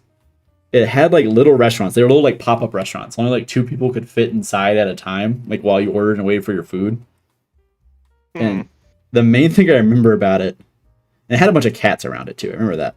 But the main thing I remember about it was that at one point, me and my friend, so there were 3 of us, and we were going to get chow, and we decided to go over there and buy something, and we're sitting, so like, me and Medina went inside, and we ordered, and we're waiting on our food, and then what is it, Retreat, when they take the flag down? I forget exactly what, yeah. They start playing Retreat, and our friend starts to run towards the door to try and fit in. And we're like, no, there's only room for 2. That's how the subway was, the 24-hour one by the Starbucks. There was a Starbucks and there were green beans on the base that I was at. But like, you ain't never seen betrayal on a man's face. Like in that moment when he had to turn around and salute the colors. Oh, it was deeply hilarious. See, I was usually asleep when that was going on because I was usually the night shift in the dining facility.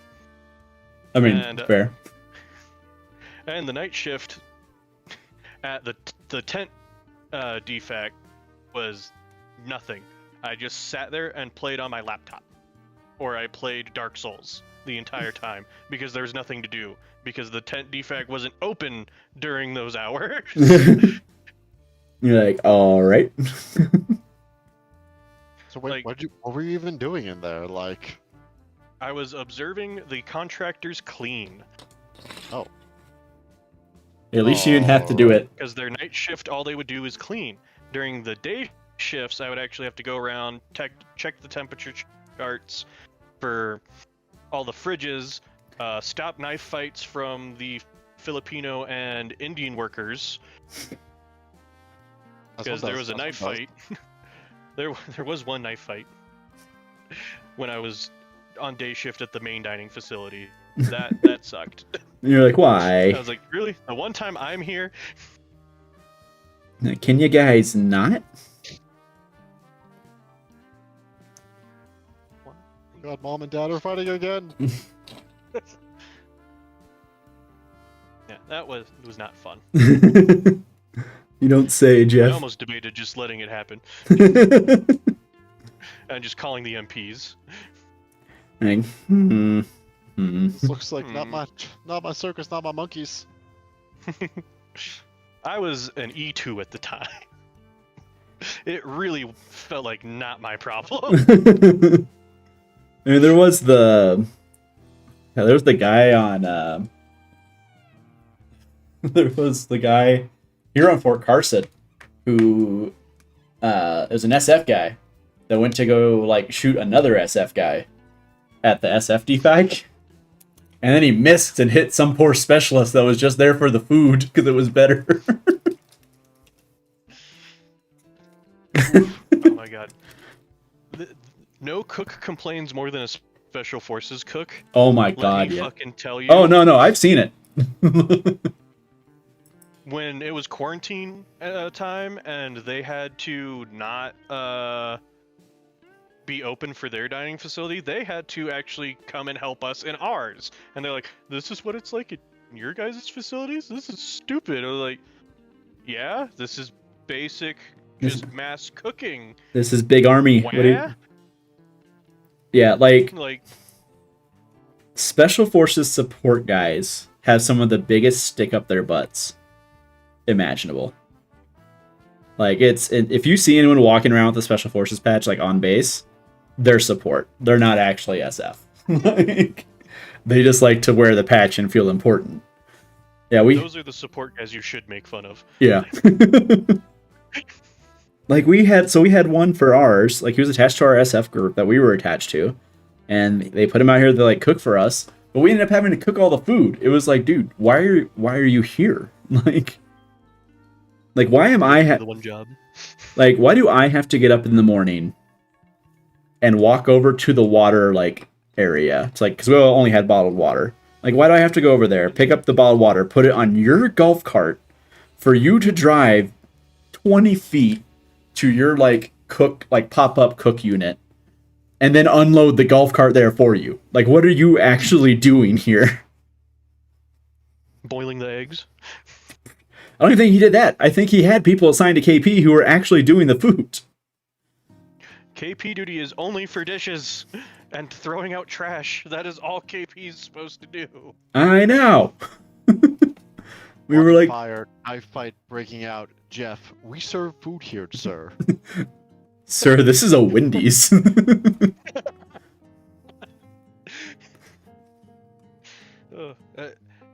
I don't understand how they can like go through like the same training and not be competent enough. Like, you guys serve the best food on post. Why can't you do this? Why is this so beneath you? Why is this? I mean, it's not surprising. That's just kind of an attitude amongst. Because even SF guys sometimes it's like, bro, this is like basic infantry stuff. What do you mean you don't know how to do this? Like, why are you doing it weird? Like, you don't got just because you're different doesn't mean you have to do it different. Like, Gotta be different. You can do it by the book. It is allowed. yeah. In fact, it'd be easier for the rest of us because we know what you're doing. But they're special. Special something. Most of them weren't that bad. We had one because I don't know if the program is still ongoing. It might be. There's what's called the 18 X-ray program, where you go through, you do infantry training, you immediately go and do airborne school, and then they throw you into like the Q course, or I think there's like some sort of SF like prep thing. But then they throw you into the Q course, and you're like, by the time you do it, it takes like a year and a half, 2 years. By the time you do it, you are SF, and like you're just an E5. Now, mind you, most SF join as like E6s. So like, we had one of those guys in our in the SF unit, and he was like, "Yeah, I'm really just like an E5 specialist, so don't ask me." He's like, "You don't understand. I have to do their like bitch work, so don't like." He's like, "You don't have to respect this." The S shop and COs were too. I'd be like, hey, Sar, how do I do this? Don't ask me, man. I'm basically a private. I do remember hearing a podcast for a dude that was like, he was like combat photography or something. He had a really like oddly like a very rare MOS, and they were like, he went to the board, and he was like, it was pretty easy because like no one like in my unit had my MOS. There were like no NCOs that had my MOS, so like Sergeant Major was just like having to go through the book and ask me questions without really knowing the answers. He's like, it was actually pretty great. To be one of those jobs. No, I know. I'd still be in if I had one of those like jobs. To be a laundry specialist at a board. Wonder it'd be like to be at a board. I don't know. I also never went to a board. Yeah, they were. When I got in, my uncle was like, "Yeah, try to go to the Soldier of the Month board," and I was like, "Okay," and I never went to Soldier of the Month board. I got sick, and they immediately did the "I don't want to play with you no more." Yeah, Because I was fast-tracked to be an E5 for our section because we desperately needed one. Yeah. And I was doing all the studying, I took all the courses I needed to, and then I got sick in Kuwait, and they said... You got sudden poop F explosion you. disease. Yep, basically. And they're just like, alright, well, you're getting med-boarded, so we don't need you anymore. And I was like, oh, cool, thanks. I was gonna fight this to make this my career, but I guess not. Time to sham. Then he joined the sham life, and this is actually pretty great. Yo, they got heated seats in here.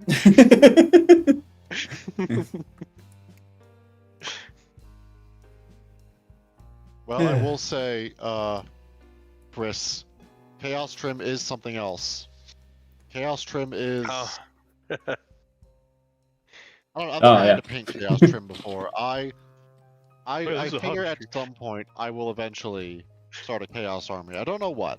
but Scott, you already have the base for a Chaos Space Marine army. You have Alpha Legion. Yeah. that is fair, but it's not. But they're not. But they're 30k Alpha Legion, right? They're not like chaosified. Same thing. I don't Yeah. have to deal Have you- with the same level of trim as like a modern Legionnaire sculpt. We all know Or God when forbid that the Helldrake. we all know when that Solomon Akura model comes out, you are officially starting a Chaos Space Marine army. We all know that, Scott. No, I don't. I still need to finish my 30k dudes. I No, mean, I do have a.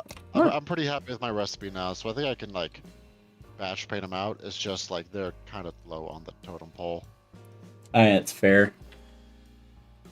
Part of me had I think a how I feel about my Iron Hands for 30k is they're lower on the totem pole than anything else. yeah. It's kind of where I'm at with my 30k army too. Like, at some point I want to pick up breachers and stuff, but as I've said before, I'm not super excited for the current edition, so it's just kind of a bit lower. I really like the current edition. It's just like, I we like do the Sunday core streams. rules. My It's just complaints I with our understand your complaint. yeah, mine is just very specific to Night Lords. I will freely admit. Because you can admit that the core rules themselves have been greatly improved. At least I would think. From what I've seen, I've had no problem with the core rules for the most part. I don't Even if necessarily he love. avoids the mini game. I refuse to play a minigame in the middle of my already very big, very long game. All right, I don't care what it is. I refuse to play it. Then just lose the minigame right away. Minigame over. I mean, I did already tell Scott. I was like, "You can challenge me, but I'm not going to accept it." He was like, "But there's negatives." I was like, "That's fine." Oh no. So anyway. Yeah. Oh no, the Night Lord's being a coward again. See, it's Actually, I think endorphin. they have a thing for denying challenges. Like if they survive the challenge, that they can just leave it, no problem. That sounds right. I would have to look at my rules. But yeah, it's like, we do the Sunday streams for 40k every weekend, and we only do the 30k once a month. So it's like, all right, I need the 40k stuff before I need the 30k stuff, and that's kind of what's been driving my priority list. That's fair. I do one thing. After I paint these sisters, I'm not right now. Like after the sisters, I don't know if either the Necrons or my Trench Crusade stuff is next, because I am very excited for the Trench Crusade stuff. I need to finish my Trench Pilgrims, or at least get them camera ready. But Brenden, you won't like this, but I built a new character for my Votan. Did you? The Borkir Iron Master. And what does that do? Heals vehicles and then buffs them. Why? Why do they need vehicle buffs? Your vehicle's already really good. He's basically just Tech Marine, but with expendable dudes in his squad. Tech Marines used to have expendable dudes in their squad. Used to. Mostly. They mostly come out at night. Mostly. We still need to make Scott watch that movie. One day. I'm making a list of stuff I'm going to make you watch. The next terrain day, we could do a movie night at the same time. Well, that'd be fun. Yeah, it could be kind of neat. Maybe next time we do like a painting terrain day, where we're all kind of inside. Yeah, and can kind of just like go home. Yeah. What? We're actually watching subs only. No. Oh no. It's okay. I like Red October. I can't tell you the last time I watched that movie. It was probably with my grandpa. Oh, apparently Perky was Recon. Oh. Like Recon Marines or Recon Army? Perky just says. I Recon, saw and it. they That say, was "What a is question the to medical?" Perky. Oh, okay. I didn't know if you were locked in or not. I mean, if you ain't cuddled up to a dude in the field, were you ever really in the field? You never had to cuddle a dude for warmth? Every scout in my unit constantly was trying to cuddle me in my tent. I would lock myself in my LMTV. Hey, you gotta do what you gotta do, alright? Especially out here. I know there was at least one dude that ended up buried under snow at one point. I had an NCO that would boil water in the CK so he could bathe in the field. We lived very different lives, you and I. Yeah, we sure did. I got Field exercises were a little more comfy. little more comfy, a little more lax. It's just early mornings. Because I'd have to wake up before y'all. Depends on the Also, morning. yeah. In regards to chat, Chris does say it's always useful to have the same 30 and 40k army in Alpha Legions, etc. Which, you know, that's fair. It's not. It's it's like not It's not a big jump for me to play Chouse with my Alpha Legion, especially now that there's a more. Now At they're least how I would imagine Alpha Legion would play. at least now they're doing like now that there's more like non-chaosy Chaos Space Marines. Now that you have more like renegades. mutants. Yeah. They've got their renegades and stuff that makes it a little easier to justify, especially coming over from 40k or from 30k. I feel like it makes it easier to do creations of Bile also, since Bile like will use mutated stuff, but is not like the biggest fan of chaos oriented mutations. He's more like He'd rather make the mutations. and say he's more like Beastman style mutations than chaos mutations. Yeah. Like making his own creations rather than relying on the chaos gods to mutate his peeps. Making his own creations of bile. Yeah.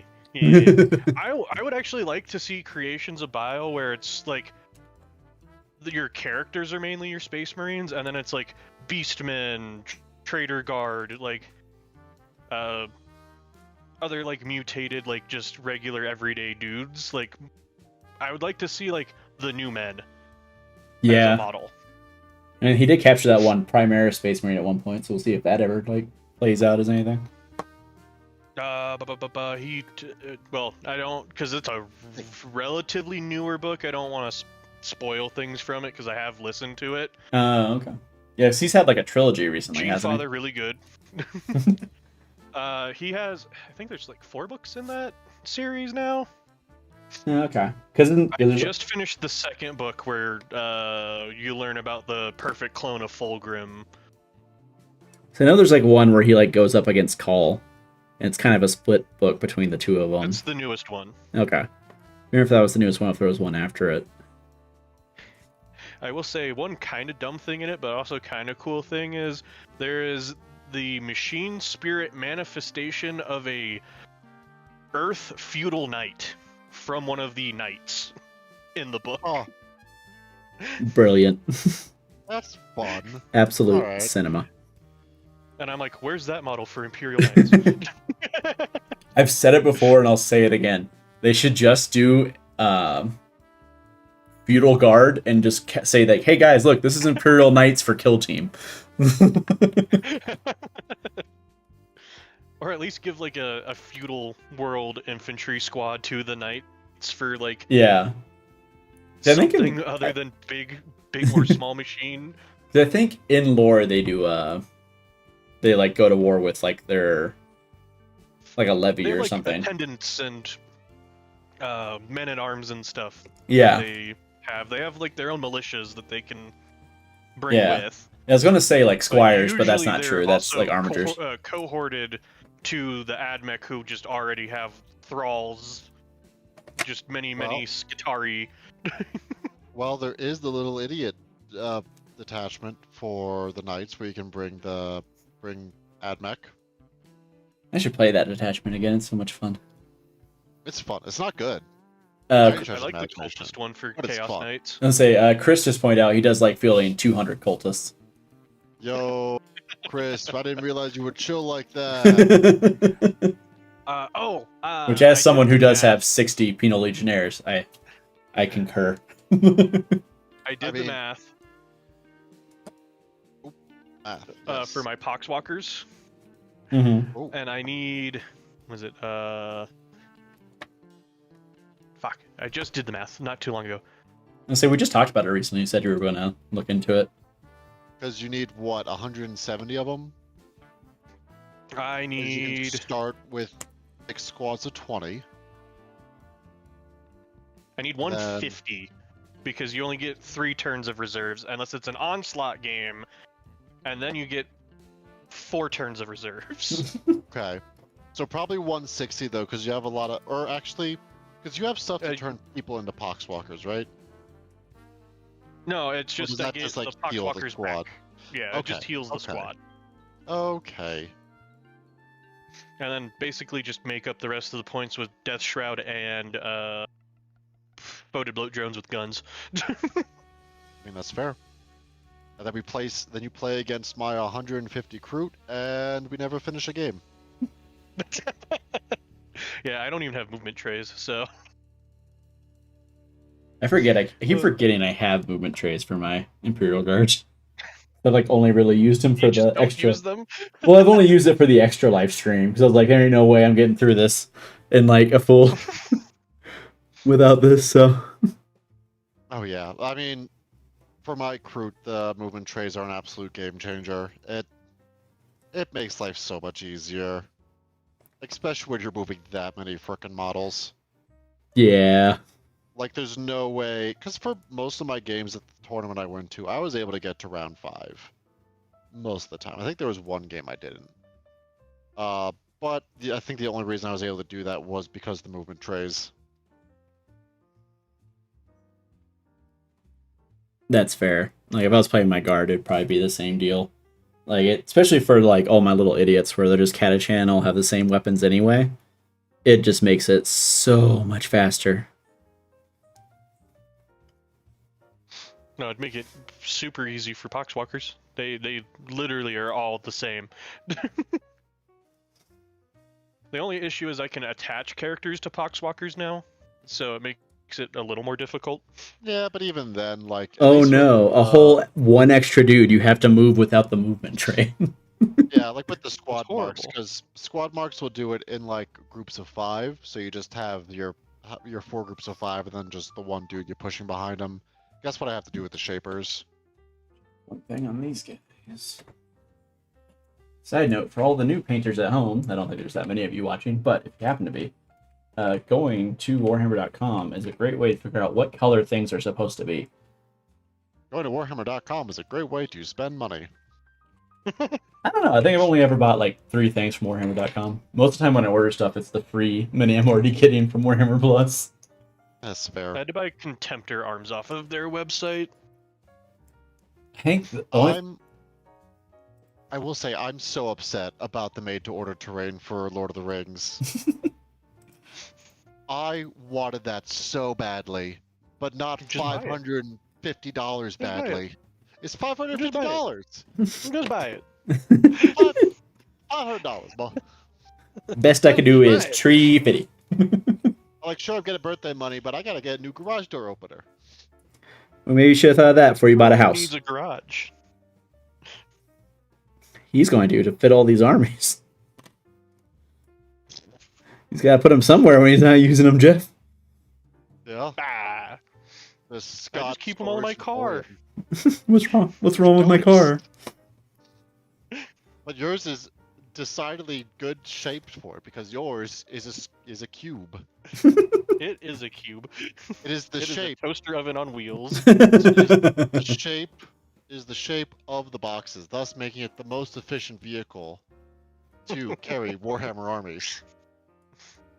That and my house does not have room to keep all my armies. Faith gets mad at me if I've taken over our dining room table for building stuff because I've just been in a building mood. And yeah, she got a little mad at me earlier. Are you okay, Jeff? Yeah. It's She only okay, hits buddy. me sometimes.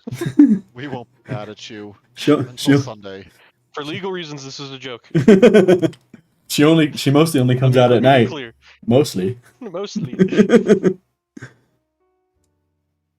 I mean, I've done a pretty decent job of keeping all my stuff like hidden away. I need to probably go through and reorganize it a little bit, but I want to know where Chris is supposedly getting a 30% discount. I don't think those exist. Unless you're... Where? Unless you, Yeah, Unless- no, it's like the inquiring masses need to know. unless you're another one of our fans that owns a store inexplicably.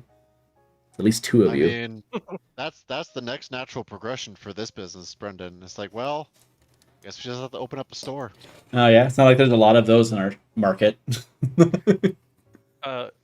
Like A bunch have already Italy, opened in nice. the area. Oh, he's an Italian living in Italy. Oh, am I missing something? Oh yeah, it's a Tau subreddit joke. I knew Scott was going to be the only one that got Oh. it. Chris might get it. I don't know if it was a meme there or not, but I told the girlie about that the other day, and it's both funny, but also like, okay, I'm glad that they asked. yeah, at least they asked. We'll tell you when you're older, Jeff. And by older, okay. it's like I'll explain it after stream, but Okay. Just know it involves Crute and proxies, and we'll leave it there. you have a 47% discount when you own a gaming pub. Oh, that's neat. How was it owning a gaming pub? I actually knew. That's the, like, I feel like that's the one thing I would want to do, because we don't really have that niche where it's like a gaming space that has like a full service bar. I do know there was What do you a. mean? I run a full service bar in during tournaments. I know, but it's like, yeah, the BYOB is like sometimes you're like, oh, I didn't know what to No. be.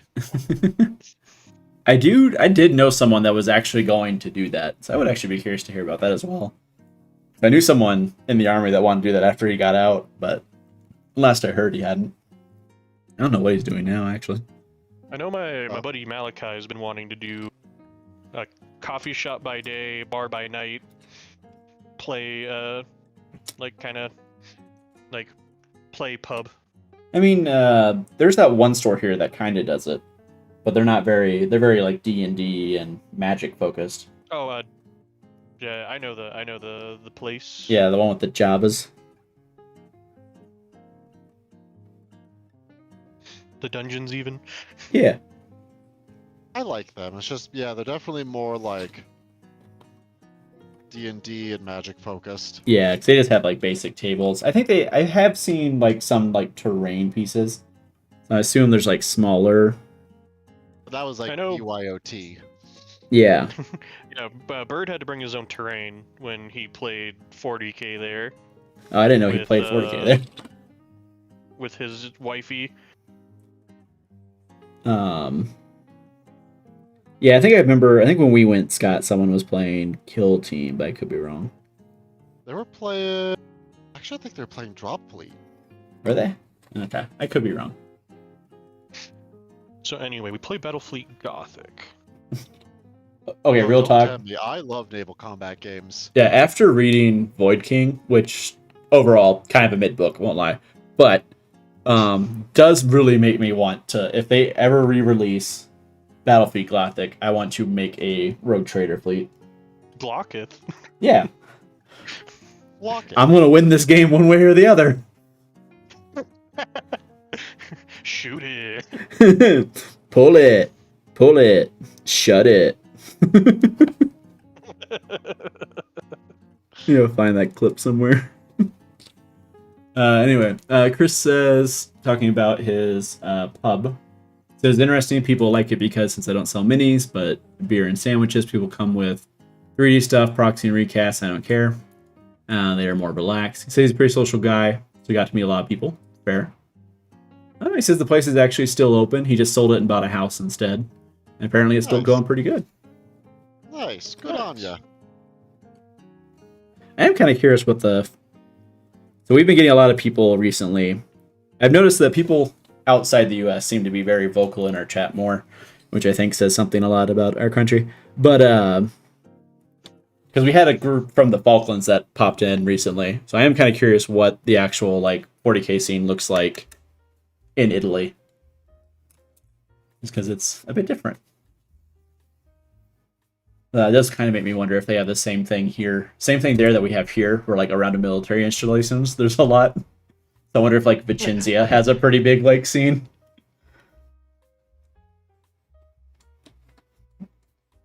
Because you can map our local stores to our local base pretty effectively.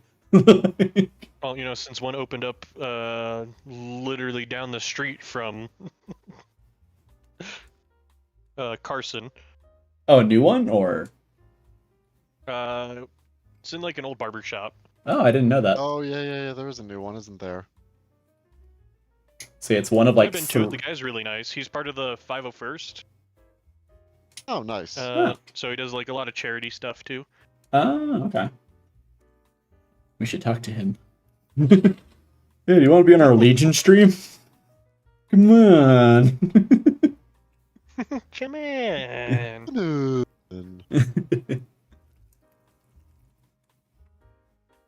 Kind of getting close to I being think done with I these might- guys. I was just about to say, I am almost done building all my Bretonnians. I just have to glue this one last Grail Knight to his base. Run some Nuln Oil on these guys. Knights, the known oil of 40k. For armies. What? Known oil makes everything look good. Playing knights sometimes makes you good. Poor knights. Hence, knights are the known oil for 40k armies. Yeah, Jeff, I'll give it to you. You can And have Sons it. of Bahamut are the same way for AOS. They're just the giants for AOS, if you don't know. I hate Do they them. still have the cool rules where they can kick the objective markers? No, was that I don't last think edition? so. That's That was, I think, lame. a last edition thing. Lame. But I think they might still have Mightier makes Rightier. Go on. I think it's just they count as more dudes on an objective. Oh, okay, that's fair. That's fair. So it's effectively like OC. Yeah. I did like. They basically have OC and Age of Sigmar now. Yeah, OC is a I good just have mechanic. not played That in was a so good long. add for this edition.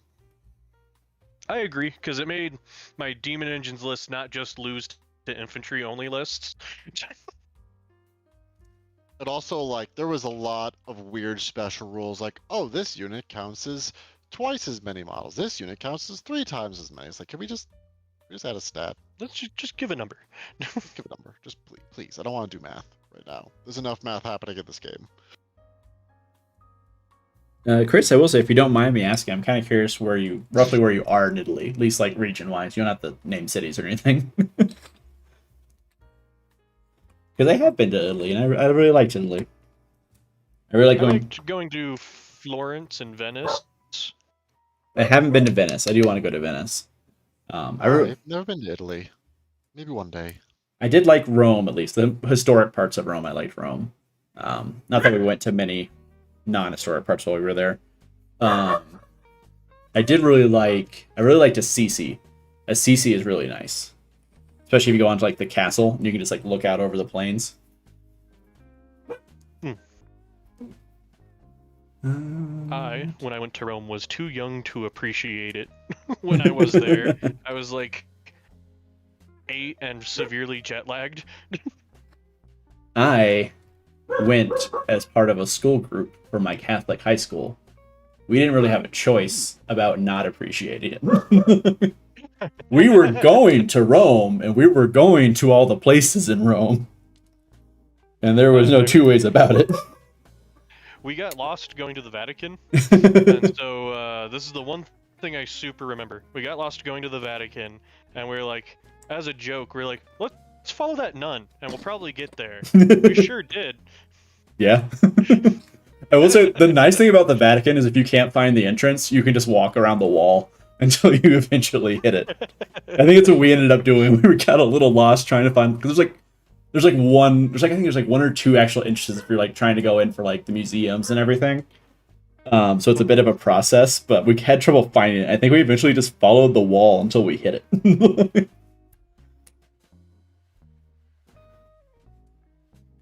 Oh, there's a frog on this model. Guess we gotta circumvent the entire country. I will You, say, sir, are correct. I will say this: the like Vatican, the actual like police, not the Swiss Guard. It's like gendarme or something like that. They don't play around when you go into the Sistine Chapel. They say no cameras, and as soon as you walk in, you're gonna see a flash, and there's gonna be a very angry Italian man yelling and quickly moving through the crowd. You're like, oh, they.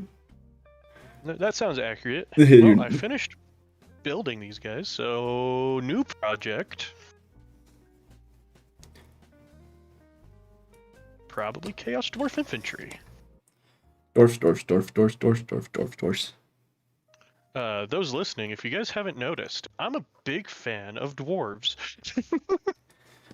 For those at Cool home, guys. if you watch our live streams, which F in them, you will physically see why. That's a grudging. That's it. Brenden, I'm definitely bringing the Hearth the Einir detachment against you now. Aw. I'll just refuse to play. Camera starts rolling. All right, and pineapple. And I concede. Coward. Brave Sir Roblin. He bravely ran away. No, Or if I you keep hitting him with the Hearthguard, maybe he'll eventually learn to not stand in front of the Hearthguard. They have Deep Strike. I have no choice. Those ones did not. You went in if they front of don't them. get a teleporter if you don't put a teleporter crest either on the character or on the sergeant, no, they don't. Okay, the one that wiped my squad on its own, they did have the Deep Strike. There was literally no avoiding them.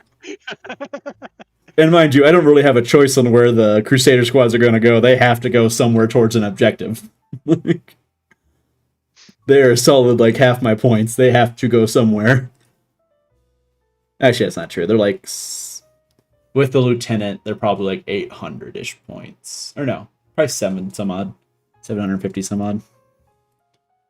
That's for both of them, right? Yeah, because the squad is 300 now. I think it's like 300 on the nose. I think actually, lieutenant might be 55. So it's like 355 for each, like 710 for both. I could be a little wrong, not counting enhancements. So enhancements bump it up a little bit. So probably like 325, 330, 335, somewhere in there. Ooh, or I could build 20 Poxwalkers.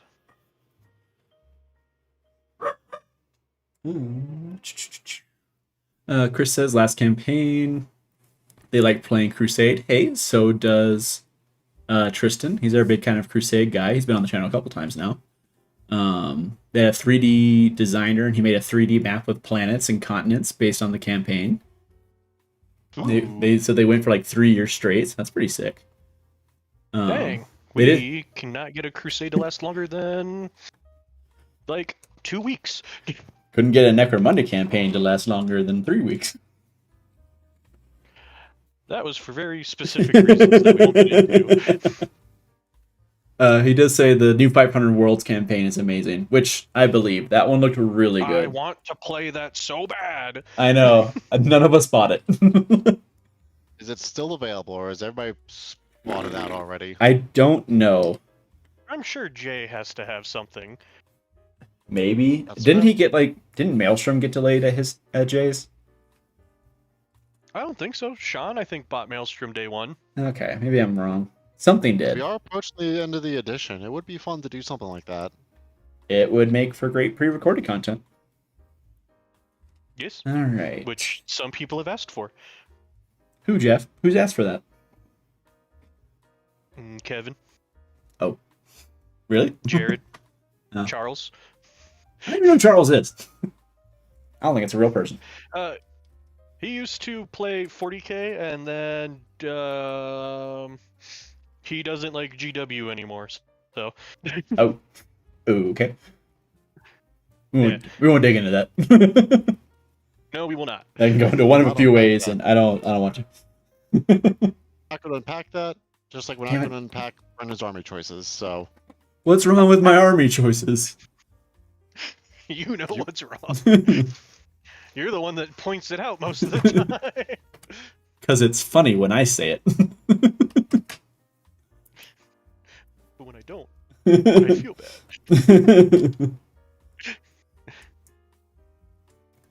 Where? I can't find my Chaos Dwarf bases anymore.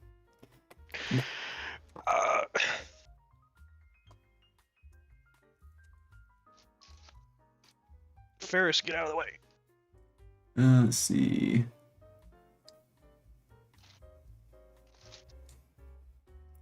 Chris says they are playing 500 Worlds right now. It's going so well, they're asking to prolong it going into 11th, which I feel like should be pretty easy. Because it's not really tied to the current Crusade system, at least. So I'd be willing to bet it should be a relatively... It's technically legally distinct, isn't it? Yeah, it doesn't have any believe rules so. that tie into it specifically. I wouldn't be surprised if it ties into the 11th ones in Surprise.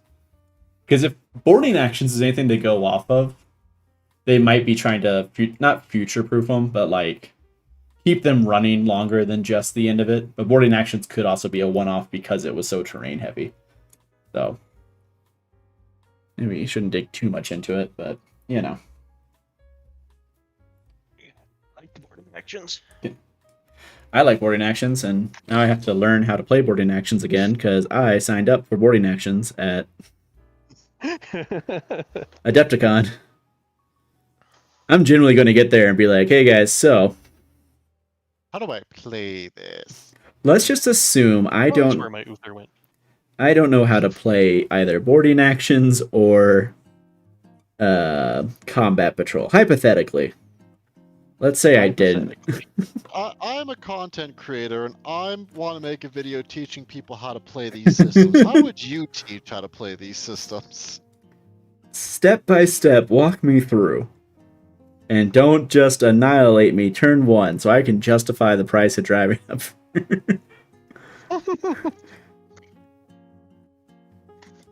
Actually, we did get a pretty good deal on the car. It shouldn't be terrible. Yep, I have Ooh, a war Cyber point. Mastiff. Ooh, Cybermaster. Ooh, Cybermaster.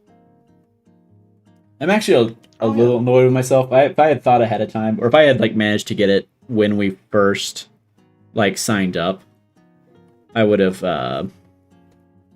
tried to get an Imperial Navy army together for boarding actions specifically, but That would have been cool and thematic, but you didn't. Fool. Well, it takes a lot of time, Jeff. I'd have to buy like 3 to 4 more breachers. Probably have to find 1 or 2 more of the kill teams. I don't think the breachers alone are going to get me to 500 points. All I'm hearing are excuses. Yeah, how's your GSC army going, Jeff? That is we're getting there. The first step is Shadow Sword. we don't talk about that one. As any good GSC list, it all starts with a Shadow Sword. Isn't that right, Tristan? Or am I wrong? I think you might have partially converted Tristan to buying like a Painblade after that one. You know, 24 devastating wounds on a Knight Lancer. Pretty convincing. I would like to point out I've had the most luck with that Knight Lancer on stream so far. Correct. He managed So to... my turn then? Weekend? Huh? Would you like to use it this weekend? No. Because Jeff has railguns with devastating wounds. We've played this before. We know how it ends. We know I shoot it. Oh, look, I rolled 3 6s. Number 1. Numero uno. Well, I think we can fairly say, based off last game, that I'm going to hide it better than its most recent other runner.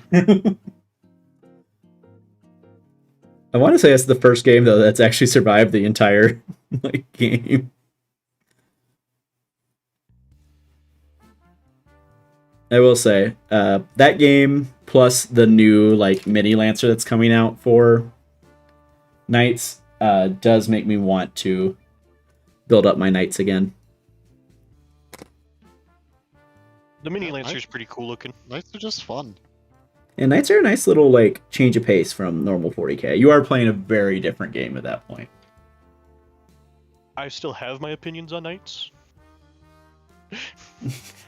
That I think that they should just be there's the bases. That they should be primarily an ally instead. Yeah, I don't think you're alone in that. There's a lot of people that share that sentiment. Yeah, I don't think that's an unpopular opinion necessarily, outside of non-Knight players. Outside of non-Knight players. I mean, I think was it Knight players? They say you go to hell. How dare you stat check me? You don't stat check me, I stat check you. I will say I had a really funny encounter playing against knights with my demon engines when I would just keep one-shotting knights with my fart cart squads. Mm-hmm. He's like, I thought I was the stat check. I was like, no. I am the stat check. Behold, blam.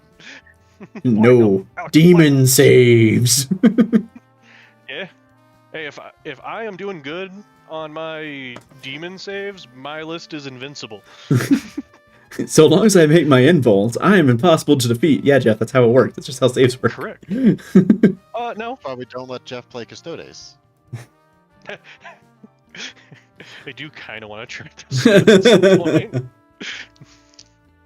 But every time that I'm like, maybe a Custody this time, someone else has played Custodes relatively within like the last couple of weeks. And I'm like, You know, we've got 2 people that play Custodes now, so that's probably just going to get worse.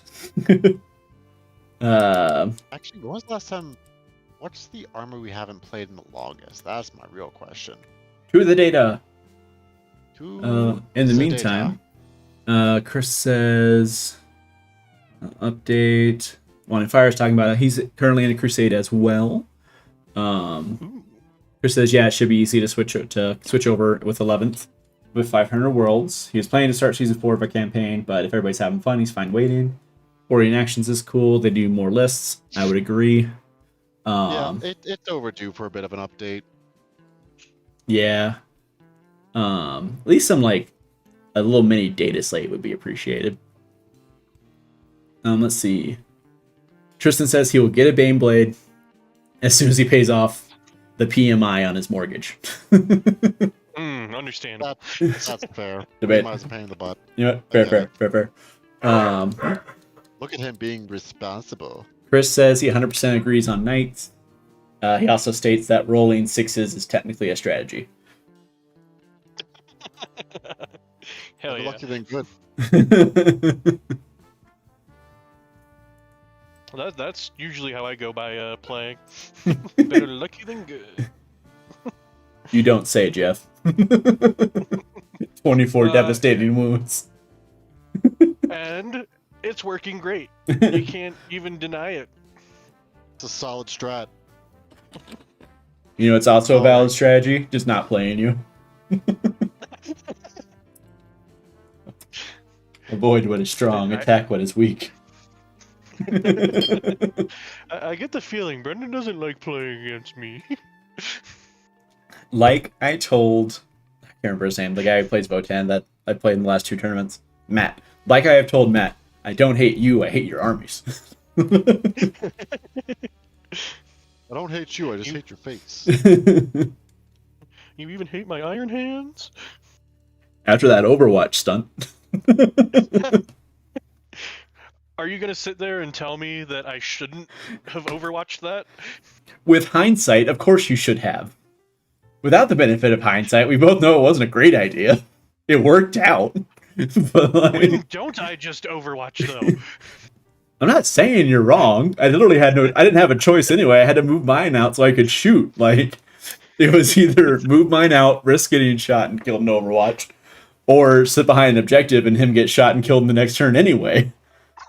Or sit behind a terrain and get shot. You didn't see last stream. Just fine. It didn't. Were you doing it with a Land Raider? No. I was doing the Rep X, which is a close. There's your problem. It's pretty close to an You rely equivalent. on rerolls and mechanics to make it actually reliable. Gotta be just Okay, but that's why my Where is Chaos your faith? mechanics is why my Chaos Land Raider has proved so devastating, because I can give it sustained hits 1. What's Then why Jeff's has my excuse? Land Raider done so well? You just killed a Land Raider. That's it. No, it also shot down my plane. It shot down the Tiger Shark. I thought that was mine. It's So, Mine did it too, at least. Yeah, it was mine. okay, but that was still a loyalist Land Raider. Are you supposed to do that? Oh, you are supposed to break that off. That's how you open it. Okay, I was like, did I break this? Break this? No. all I'll say is I have killed more things in Overwatch on average than I have actually shooting at it. Let's see. I trust my Overwatch. Wanting Fire thinks it's between Orcs and regular Space Marines that we've least played. We have played regular Space Marines since sooner than we've played Orcs. Yeah. So we've only played the Orcs the once. By one weekend. Really? The last time we played Space Marines was the 15th of November. No, it The wasn't. last time we played Orcs was the 23rd of November. Or I guess if we're not counting Iron Hands as regular Space Marines. Oh wait, do we just not? Is that not captured on this, perhaps? Possibly not. Yeah, I mean, yeah, Iron Hands because No. Jeff played his Iron Hands recently-ish, last few months. The last time I played Iron Hands was against your Templars. Was that in November? No. That was November. No, hold on, I gotta check. I don't believe you. Yeah, Space Marines versus Black Templars, 11/15. So we should do Space Marines versus Orcs. Oh yeah, November 16th. So actually, the armies we haven't played in the longest in ascending order. No, let's do descending order. Eldari, which we haven't played since November 1st. T-Sons, which we haven't played since October 10th. World Eaters, which we haven't played since August 14th. Grey Knights, which we haven't played since August 7th. And Chaos Knights, which we haven't played since July. Should probably play Chaos Knights soon. But what do the fans want? I don't know, I kind of want Chaos Knights. If we're having fun, they're having fun. That's what I'm saying. I'll play Chaos Knights if I get to run all my little idiots. I think that was last time we played was the Little Idiots fight. Yeah, I think it's the only time we played Chaos. Or no, we played them before that. No, there's two Chaos Knight plays. Yeah, because we did straight up. Both of them were against Imperial Knights, though. Yeah, was it? Yeah, because we did a Knight Joust of just straight up like Chaos Space Marines. Or not Chaos Space Marines, Chaos Knights versus Imperial Knights. And then we did the ones with both detachments. I thought. Oh. Nope. Chaos Knights was... The last Chaos Knights was versus Black Templar. It was you versus Jonathan. Oh, I don't even remember that. I vaguely remember it because your Emperor's Champion would not die. That's accurate. Happens a lot more than you would think. Chris does make a very good point. The motto of CSM is let the galaxy burn. Yet we have no flamer unit to Overwatch with. Explain. Does the Venom Crawler not have a flamethrower? Yeah, it's a flamethrower. It's got like an acid spit. I don't even know if it's a flamer. I don't know. I don't have a Venom Crawler. We literally forgot the Venom Crawler existed earlier in the stream. Like, do I want to just base these guys? What time is it? 9:54. I can base these guys. Get my base and glue. Geek Gaming Scenics from the UK. Love them. Not sponsored. Not sponsored, but if they want to, we're available. We won't argue. Give me a second. I gotta grab a pipette. But we do have an affiliate. That we do, Jeff. Who's our affiliate? That's right. Wargames Atlantic? That's right. Ding, ding, ding. Wargames Atlantic. Yay! Link is in the description below. If you guys are looking for minis for various miniature games, they are a good supply. They are a good source for them. And if you use the link below, it kicks back a little money to us to let them know that we sent you. So, yeah. They have great models there. Some like sci-fi convicts with guns. I think they have some zombies. But overall, they just have some excellent models.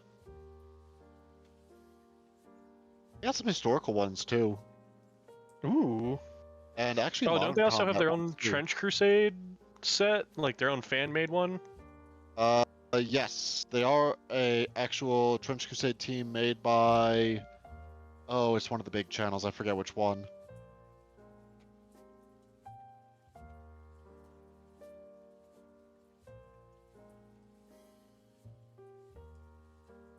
Is it mini wargaming? Maybe. If it's Dave, then it's Mini Wargaming. Yeah. Because I don't know any other Daves in any other Wargaming channel.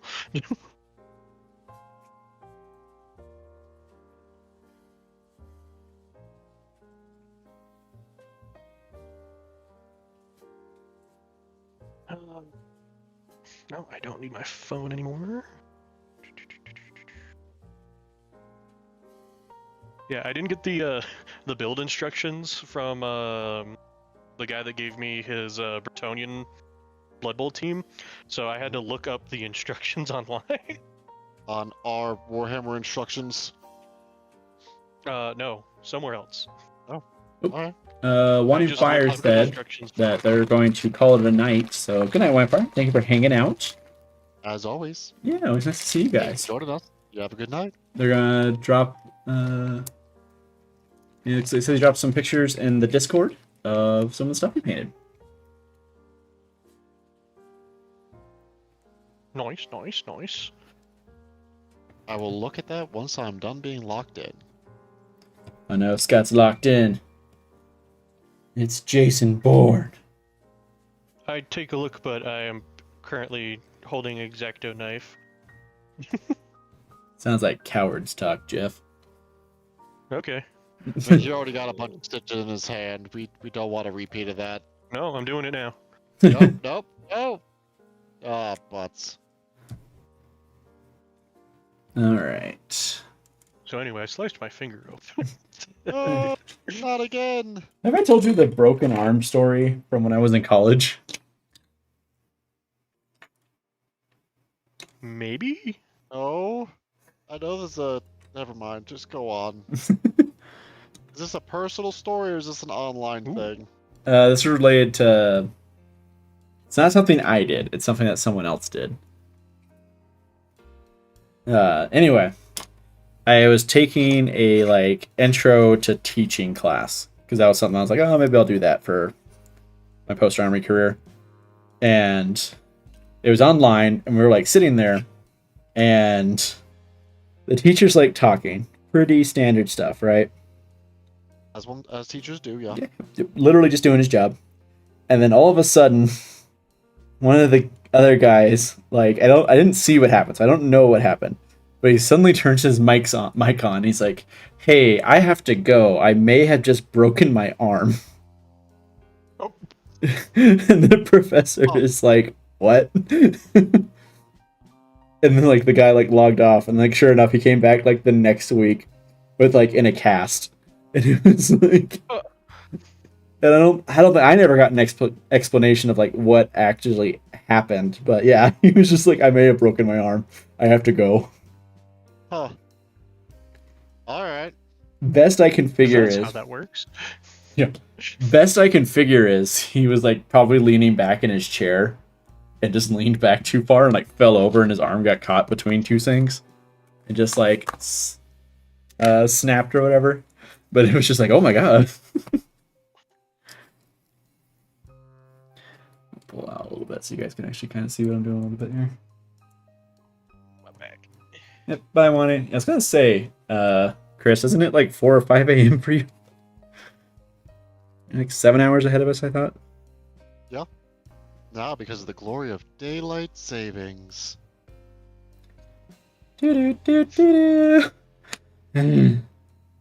Actually, I have very... Somehow, I sleep better when daylight savings happens. Honestly, I don't have any issues with it. It might just be like a... It's when we have more time is when I stay awake longer for some reason. It like almost never affects my sleeping habits. Like a lot of people complain about it, but I'm always like, yeah. It jacks up my ability to fall asleep, I will say. You see, Scott, I have too much anxiety already. It can't possibly make it harder to fall asleep for me. The trick is just not to allow myself to be alone with my thoughts. As long as I'm constantly playing music, I never have to think about things. And then I sleeps.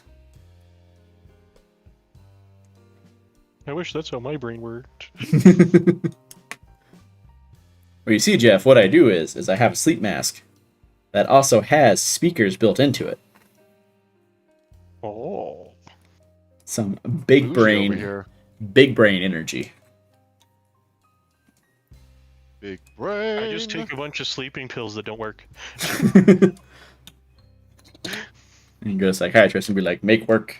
And they're like, we've tried 3 different kinds. Yeah, the only one I refuse to take is Ambien, and that's the one she really wants to put me on. Come on. Nope. Like, no, I don't need what happened to my boy Thomas to happen to me. Wing break. He would go out, he would buy a whole army, build and paint it, and then see it the next day and be like, what? He called that part of him Patricia. Every time I hear the word Patricia, I just think of the shorts. Have you guys seen like the fantasy shorts or whatever? I don't know how else to describe it. Where it's like really weird. I need more adjectives here. Is it like the dog and the little green thing or whatever? Yeah, like one of those magic or something. Yeah. Yeah, and Patricia's got like a really long. It's like a really short creature, and it's got like a long nose or something. Like, Patricia, no, you can't do that. It talks like. Yeah. Something in marmalade. That's what it is. Yeah. I think the one that goes is marmalade. I don't know, marmalade. Yeah, that one. Chris claims he's at work watching us while painting his forge fiend. He claims it makes sense. I don't believe him. What a beauty. I know someone who does the same thing at work, so I believe him. I mean, that's what Chris does, right? Chris does it, and Jared. Oh, that's fair. I mean, didn't Sean and them also His used to joke, do if it? that's the case. Yes. Sean, like, all of them that worked at the range used to do that. But I think one of the bosses started to get fed up with it. I mean, Like, you got too much time. Well, make us work. then why am I here? Let me go home. Exactly. I've thought about it sometimes at my current job because I'm like, I'm the only one here. Like, I could get away with this a little bit. Do you have to like go to an office, or are you like at home? No, I'm at an office. I just like, so it's literally just me, the therapists that work at that office, and that's it. Mm-hmm. And like every once in a while, my boss will show up, but I generally know if she's going to be there. Right. So like, as long as I'm smart with it, I can get away with this probably, because the therapists have appointments like on the hour every hour, and even when they don't, they usually don't come out. So. Yeah, when I work shift work, I didn't have enough time to like paint, but there's definitely like, okay, we're waiting for a couple hours, then boom, we get a bunch of data and whatnot we need to analyze. Pop that out real quick, and then okay, now back to a couple hours of waiting. So On staff duty, I built 250 dwarves. Staff duty in CQ is honestly such a hack when you get an army together. It's like when someone said that I had staff duty, I was like, bet. They're like, what? What do you mean, bet? And I was like, bet. I was only annoyed because I started getting staff duty as the NCO, and I was like, I'm not an NCO. I don't think this is actually allowed. They're like, yeah, well, you're a team leader. And I was like, am I? Am I? Every time we have a team leader meeting, I have to ask, does this include me? And sometimes First Sergeant says yes, and other times First Sergeant says no. So I'm getting a lot of conflicting reports here about exactly what I'm supposed to do. Hello, evil eyeball. hello. I don't think I've heard that name before. It sounds vaguely familiar, but I could be wrong. But if you are new, welcome to the stream. And if not, hey, we'll try to remember you. We're good at remembering names. Yeah. I know I have brain damage. I can't guarantee that. I know I'm highly likely to. From more than one instance that probably didn't get checked out the way it probably should have. But that's neither here nor there. Hail the algorithm gods. Blessed be the machine spirit of Ah. YouTube. The algorithm has brought us forth. You know what? We won't complain. We like seeing people. Yeah. It makes it much more worth it. I mean, we still get a lot done here, I'm going to say. Yeah, this has been one of the best things to happen for my painting schedule. the original pitch for the stream was literally, look guys, we need to do this anyway. We might as well do it and have people online join us too. Yeah, might as well have fun with it. Yeah. Yeah, I will say, if you guys are new, and of course, if you are liking the show, please be sure to leave a little like, a little comment if you like, and be sure to subscribe to the channel. We are actually kind of in a push right now to reach 500 subscribers. We're getting very close. Yep, we do do this hobby stream every Tuesday, and we also do 40K live streams every week, so every Sunday. Yep. And side Tell note, your friends. if you're seeing the base color for this, Altair Earth from Geek Gaming Seniors, that was actually voted on by our fans. So you guys do get a say in some of the stuff we paint and stuff like that. Some of the stuff Brenden paints, I'm not cambered up. Well, there's one hobby stream where you took the lead. That's fair. I could be doing watercolors right now, you guys would never know. Incidentally, Scott, that's actually the one I subscribed to. I subscribed to the channel on. Oh, alright. This is what I remember I wanted, because my original, I wanted to wait till we hit 100 until we subscribed it, or until I subscribed. So I was waiting for that, but then I was watching you while I was at work, and I like accidentally hit the button, and I was like, yeah, good enough. Congratulations, You Scott. will never see my perspective. Congratulations, Scott. You got me to subscribe. I mean, it's my star-studded personality, what can I say? Something like that. Something like that. We have personalities. Brenden is a big fan of puns, so if you got smoke them if you got them, as they say. Disgusting.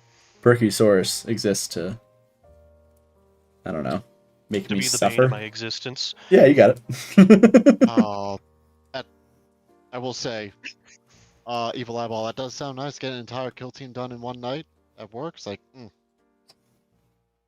that sounds great.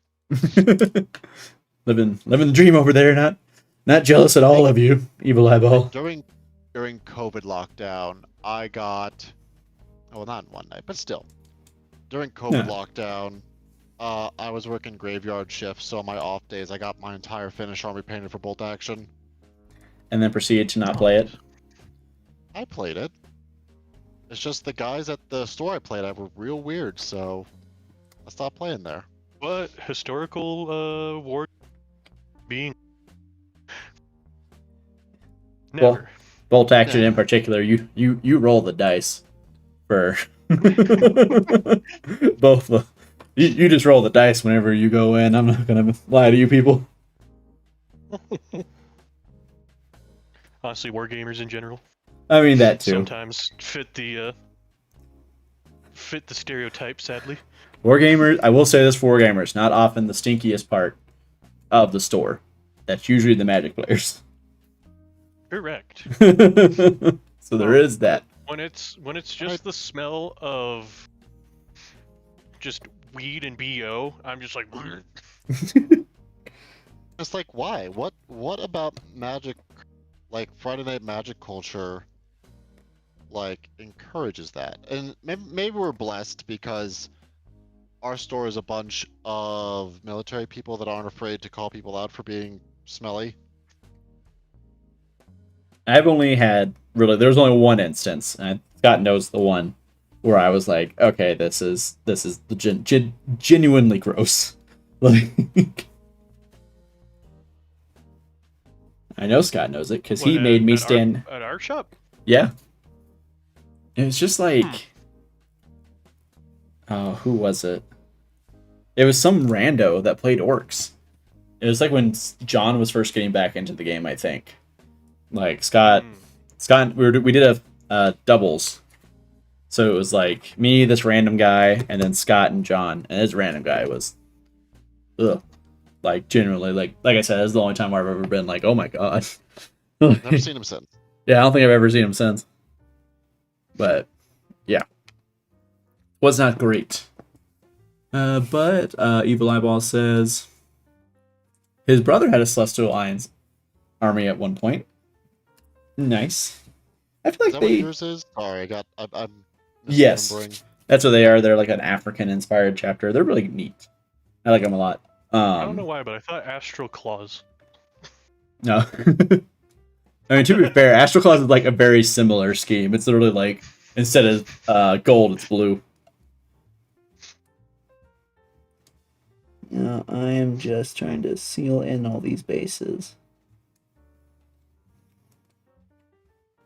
Well, I think I've done as much building as my brain can take for tonight. Mood. That is fair. I've gotten a lot done here. I've gotten 13 dudes built because I built one Chaos Dwarf and then I decided I was done. Yeah, in hindsight, that's good enough. That'll do. That'll do, pig. That'll do.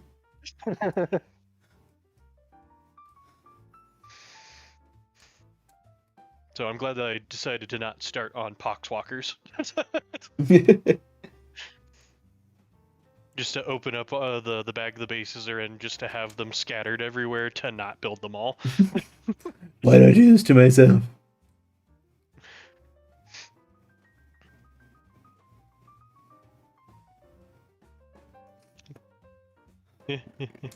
Alright, I'm just gonna get the sealant on so this rocks don't fall off that much. That's right. Y'all seal your models? Not the models. Specifically, this basic material so it doesn't fall off. I will be the first to admit that I don't really varnish my models. I don't either. I feel like you can get away with it for the most part. A lot of it depends on how you transport them. Because like I literally transported the Arbites kill team in a bag and they got scratched up a little bit, but everyone else is always in the case, so it's not like they're, I don't know, what's the word I'm looking for?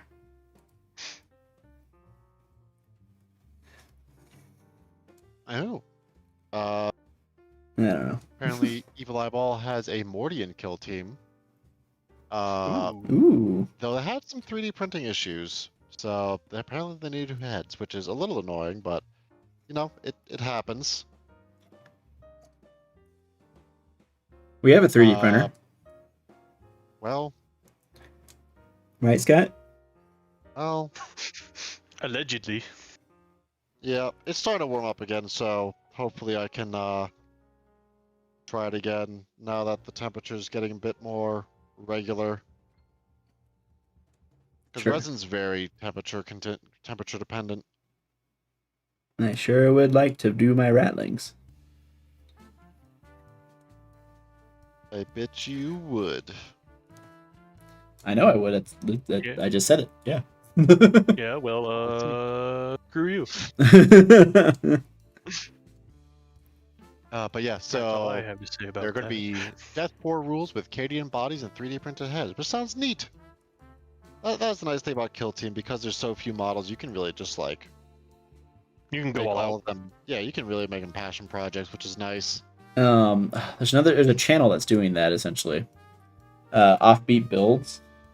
They're doing like kill teams, so but like you're making like entirely unique kill teams, but using like actual rules to play them. So like he did Thunder Warriors, but he's playing them as like Space Marines or Custodes or something. Space Marines, there's no Custodes kill teams. I didn't think so. I couldn't remember. I could have swore there was a Custodes kill team at one point. There was last There- edition. Yeah, there isn't for Hmm. this edition. Because this edition doesn't really have generic kill teams outside of like the Space Marines, and that's a little incidental, to be somewhat fair to GW.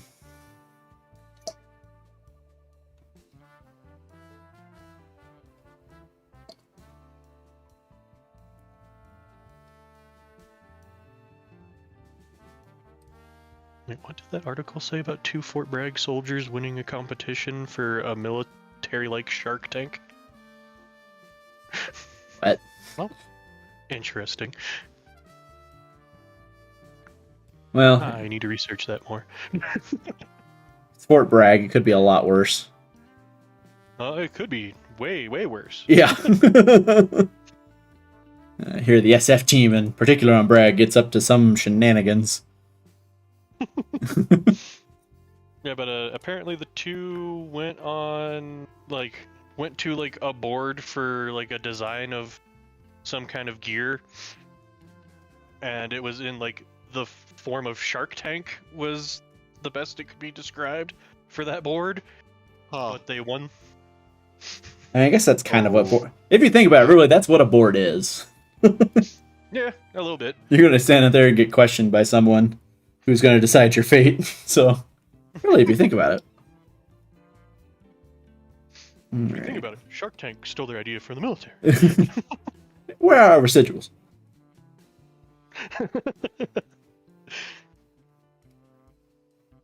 Did I tell you about going down to my nephew's basic training for a Marine Corps boot camp? I don't think so. Maybe. It was about a year ago now. Oh my god. oh. Marines are just so Marines. Like, oh. Yeah, you better be still listening, Tim. Like, we get there, and like it's more or less kind of set up the same way as like an army one, right? So you have like your family day, and then you have the day after where they're kind of released, and they're kind of go off to their AIT and stuff. The Crayola factory.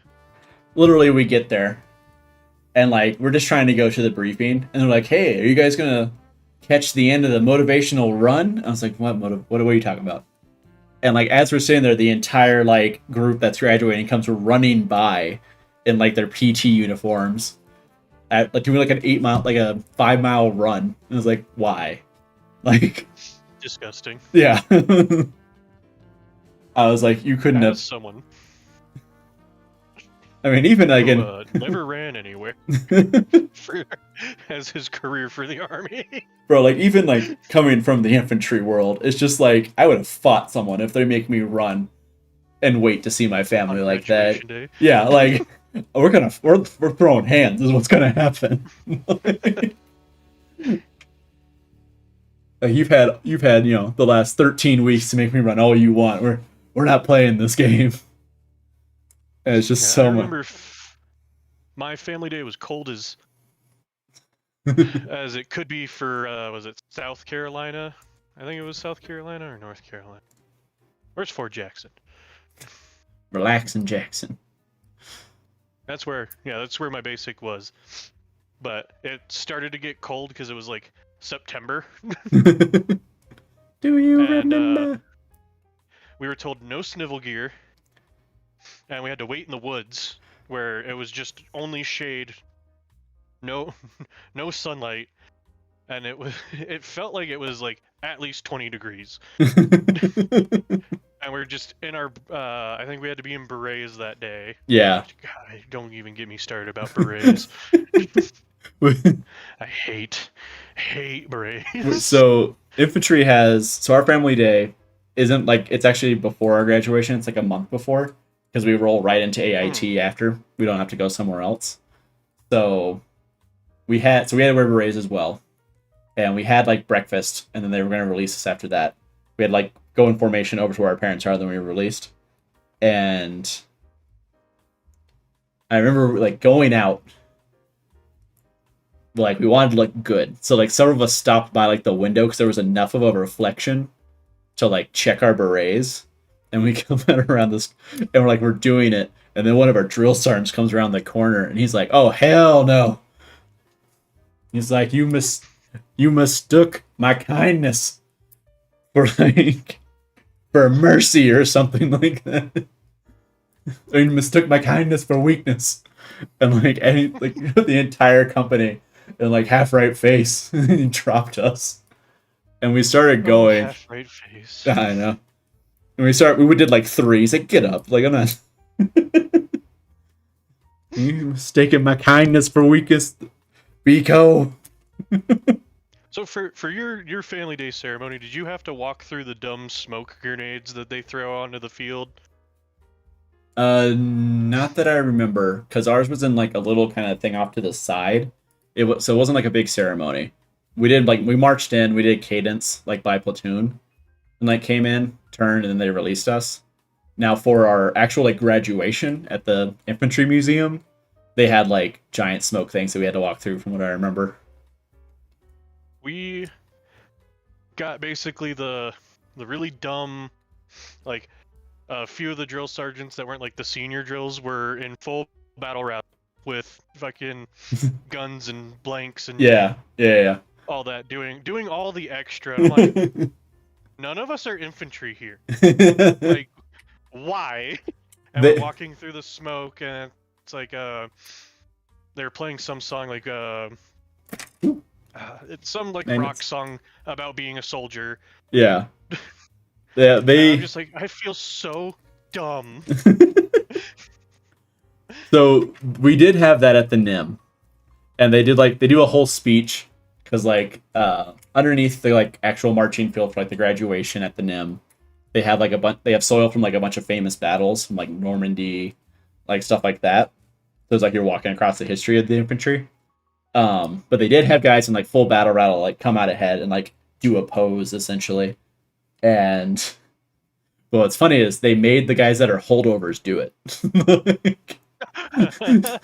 So like these guys are actually graduating, but they have to be, but they don't have a base yet, so they have to like do this.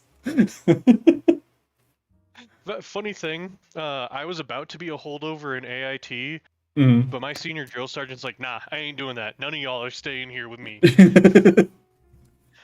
What I've heard, at least in our company, being a holdover wasn't terrible. Sent me to Fort Carson. Like, go on, they'll figure it out. I know you're going there. Go. I was like, Roger, senior drill sergeant.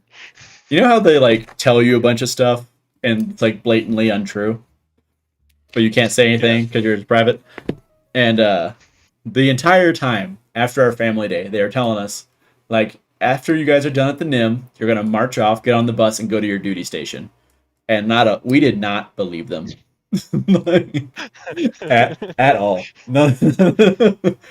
And then sure enough, we like walk out to the field, left face, and like go and literally walk onto the buses. Like, we were buses to your duty stations? No, to the airport. Oh. They did not provide us buses. We had to get our own way. Really? They're like, you're not our problem anymore. Well, I guess like for infantry, you just have a lot of dudes.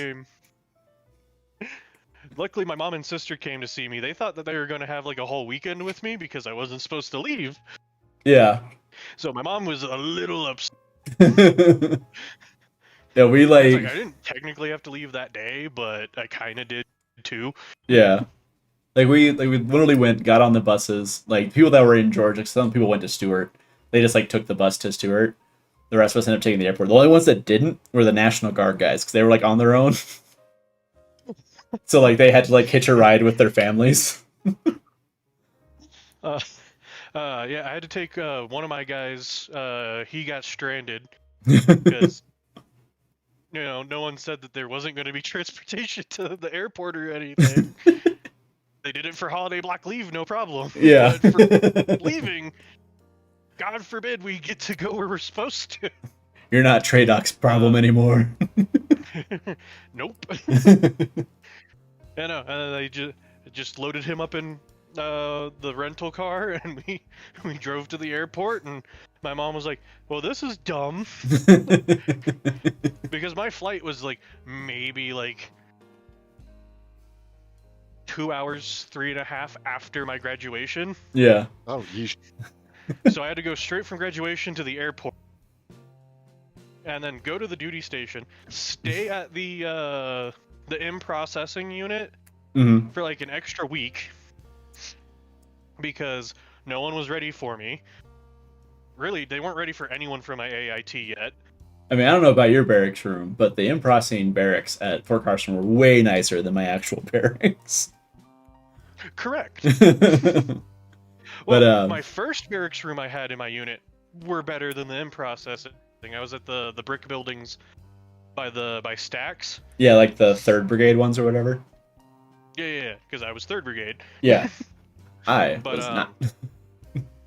we only had one floor in one of those buildings, and we got kicked off that floor because of the Cav Scouts. Such a Cav Scout move. I hated them. Because my walk to work went from, oh, I just, I can take like an extra like 20 to 30 minutes in the morning and walk over. Yeah. To now I have to start walking like 30 minutes to 45 minutes ahead of time. Yeah. That was me every and morning get trying my to get uniform breakfast. dirty. Trying not to get yelled at by random like E6s just driving by. I'm not even your guy. Why do you care about me? Leave me alone. Yeah, but my sponsor was writing the letter right as he got a phone call saying, "Hey, you need to pick these guys up." Oh. At the brigade building, and he's like, "What do you mean? I'm writing their sponsorship letter. They shouldn't even be here." Like, they're here. Get them. All right. I will say it is getting a bit late. It's about 10:30. Yeesh. Quick follow up because we did kind of ignore chat a little bit there towards the end. Chris said the matte finish is nice. Not entirely sure what she was referring to. I apologize. I may have That missed was in it. regards to varnishing. Oh, okay. Yeah.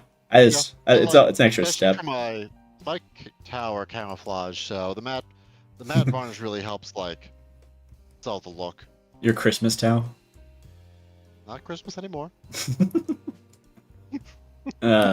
You wish I was so festive. Maybe I'd be nicer to you then. Evil Eyeball says it's actually their 8th kill team, even though they haven't actually played any games this edition. Well, I've heard it is very good. This edition. It's the best edition yet. Yeah, it's decently fun. I've enjoyed it when I played it. I need to probably sit and like immerse myself in it and just play it for a few weeks to really like get a feel for it, but I've enjoyed what I played. But if anyone does have any questions, we'll stay on for a couple more minutes. Scott, do you want to go over what we've got going on for the rest of the week? Or do you want me to? I don't mind. So, this week, we do have our Saturday side quest.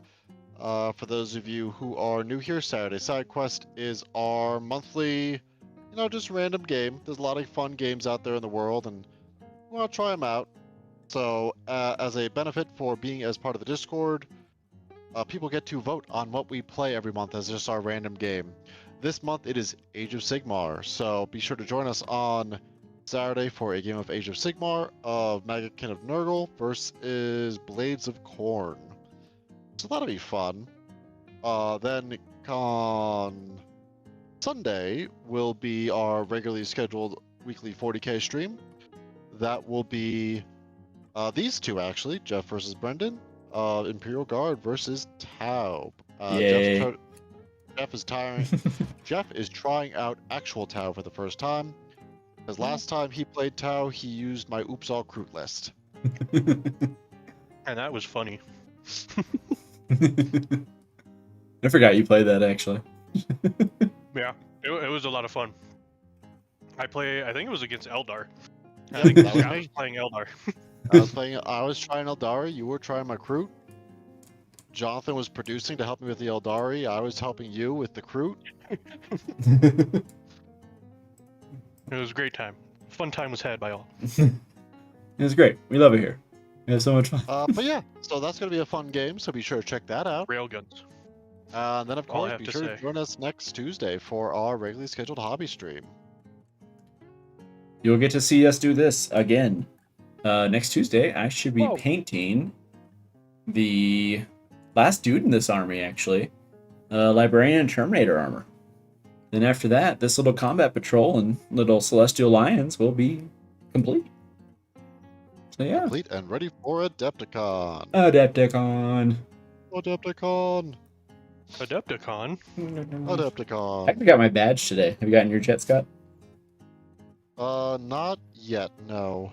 Okay. If you ordered anything, apparently we have to pick it up there. Oh, that's fine. There's like a booth. We'll be there. So, well, hopefully. we don't, something went terribly, terribly wrong. We ended up murdering each other in the middle of Nebraska. But yes, thank you all so much for coming out and watching this. Of course, it means a lot. We have a lot of fun. It's great talking to you guys. Of course, it's great talking to Scott and Jeff. So it's not just me here. It's always more fun when there's other people involved. Yeah, thank you guys so much. Hope to see you all Saturday, Sunday, and if not, hope to see you on whatchamacallit. Next Tuesday. Yeah, Tuesday. next Tuesday. Yes, Tristan, unfortunately you will have to. I don't know how much you got. I know for mine, for the purity seal, I have to pick it up there. I assume that's the same for everything. So I don't know what you got, Tristan, but you may have made a mistake. It's okay, Tristan. You can just give us your merch. Yeah, we'll hold on Yeah, to exactly. it. You know, we'll keep nice, Yeah, good care no, of we it can for just you. hold on to it too. Like, Genuinely, yeah, we could take it back with us. And we can ship it back to you if you want. It's not that much for a flat rate box. Yeah, that's what we'll do. Yeah. Jeff. Huh? All right. Again, thank you guys so much. You guys have a wonderful night, and we will see you all in a week. all right, have a good night, everybody. Bye. Bye. Bye. I don't have OBS open. It's going to take